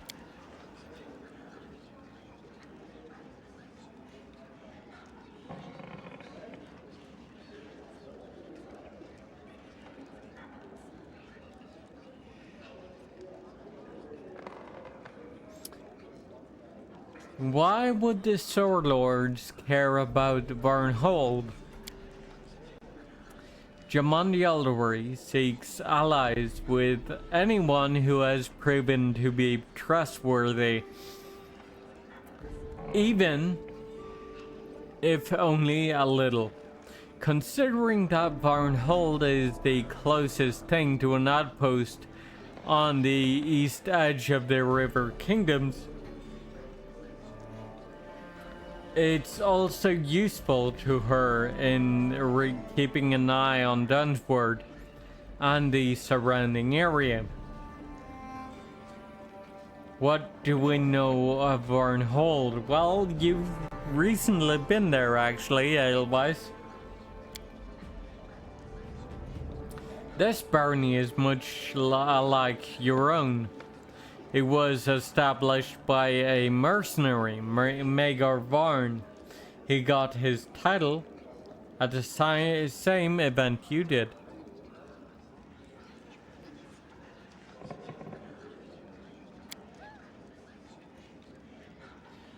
What do you think has happened to Varnhold? This barony is much alike, or no.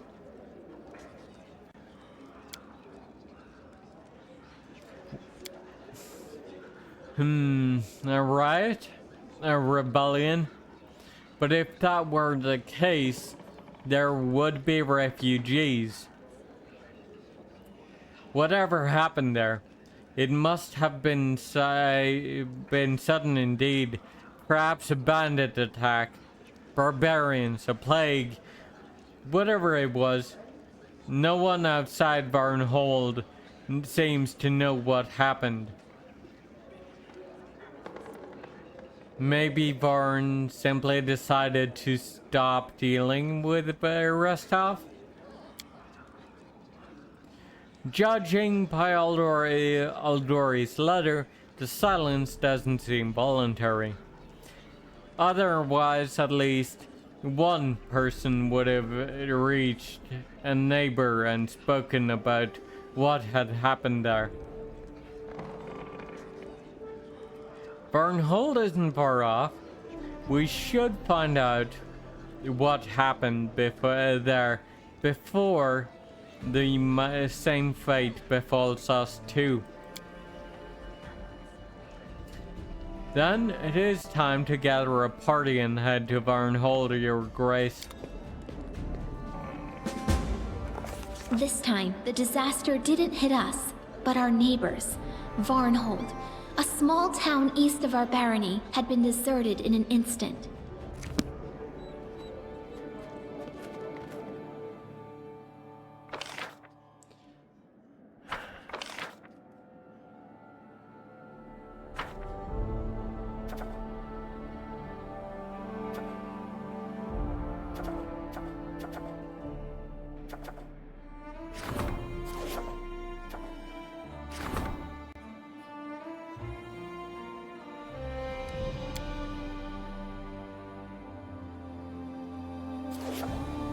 Ah.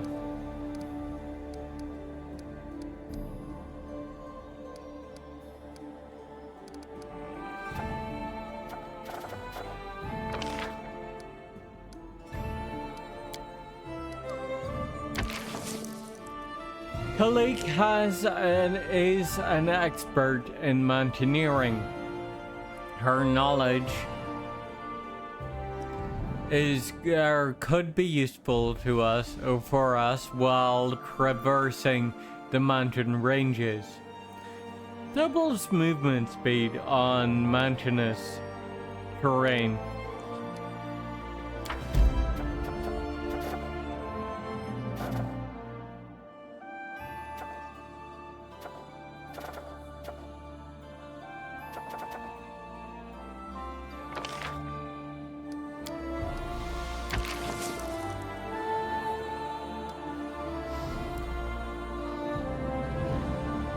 Tartuccio's transformation into the kobold shaman Tartuk was truly remarkable. Could it have been the result of a curse? Also,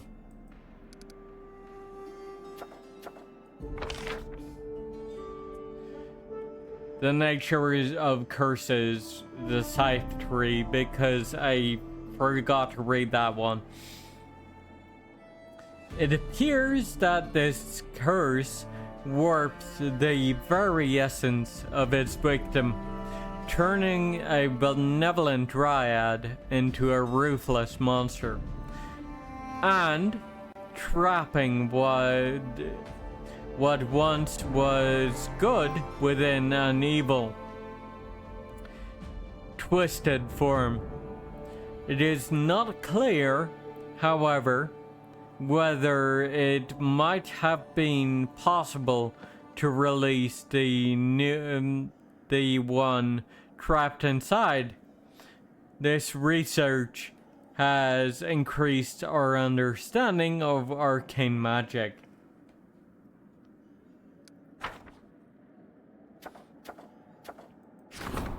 And then, yeah, we are doing the Nature of Curses Tartuk next.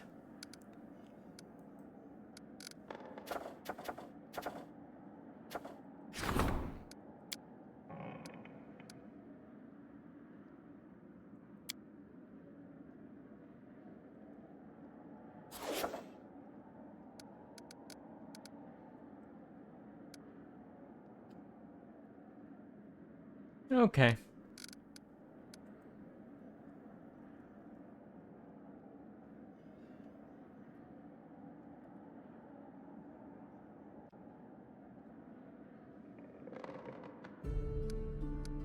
Skip tight. The village has developed into a town. Ancient Curse, Part 3.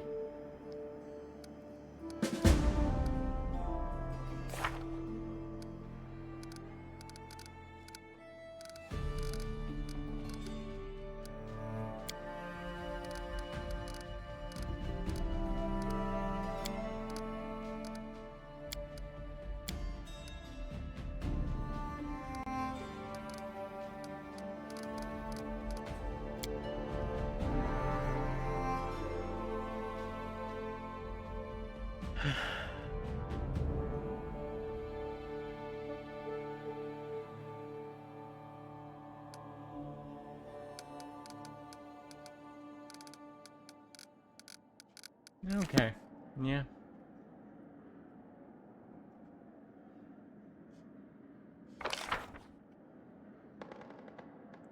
Divine protection from poison, right. Anyway.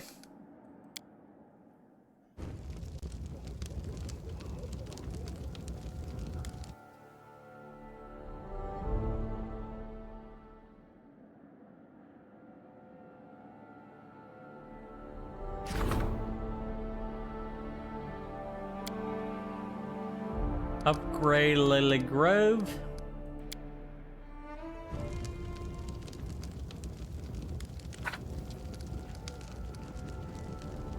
Now we upgrade pretty much every facility in town.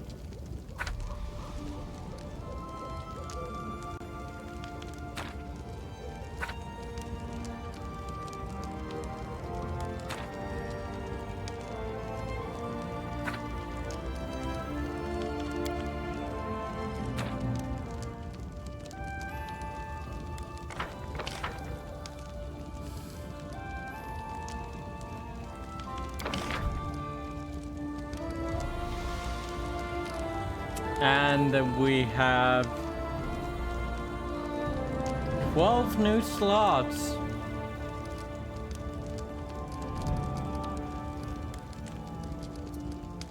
For starters,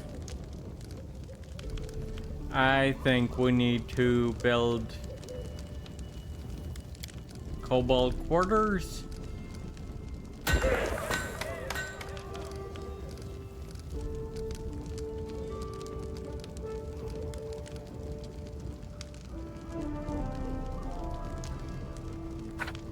Although,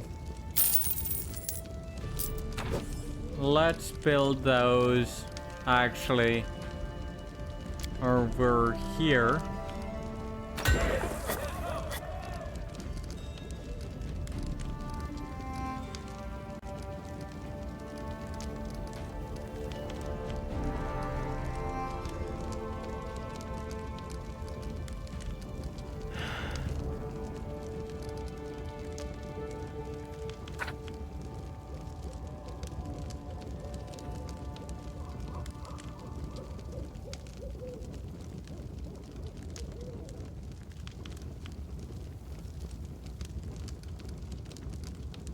Thieves Guild and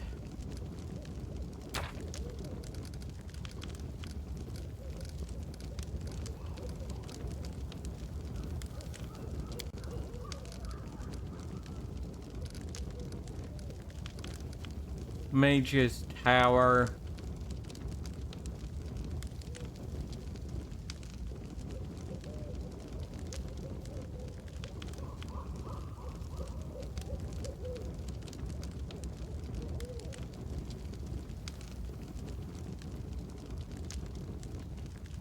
Maybe. But actually, let's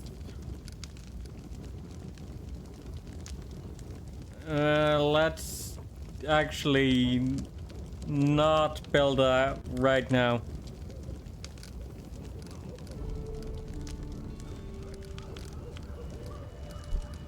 Rather, I kind of want to research the other, specifically how I get the Thieves Guild going.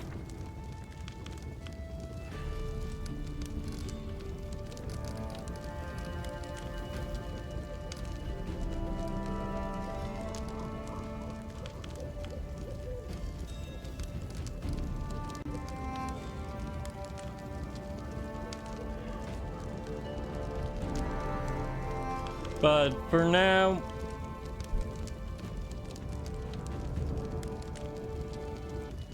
so I built a brothel right next to the inn, which honestly makes a lot of sense if you think about it thematically, because the brothel drums up a lot of business for the inn, and the inn drums up a lot of business for the brothel. It's kinda... yeah. Kinda symbiotic.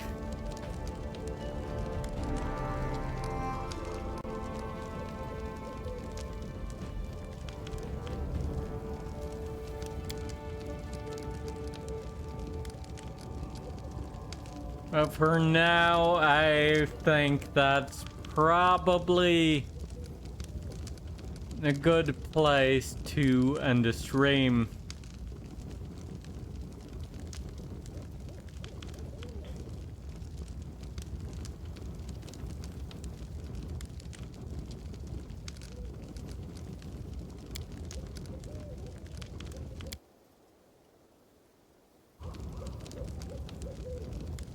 We are going to save the game there and exit to main menu.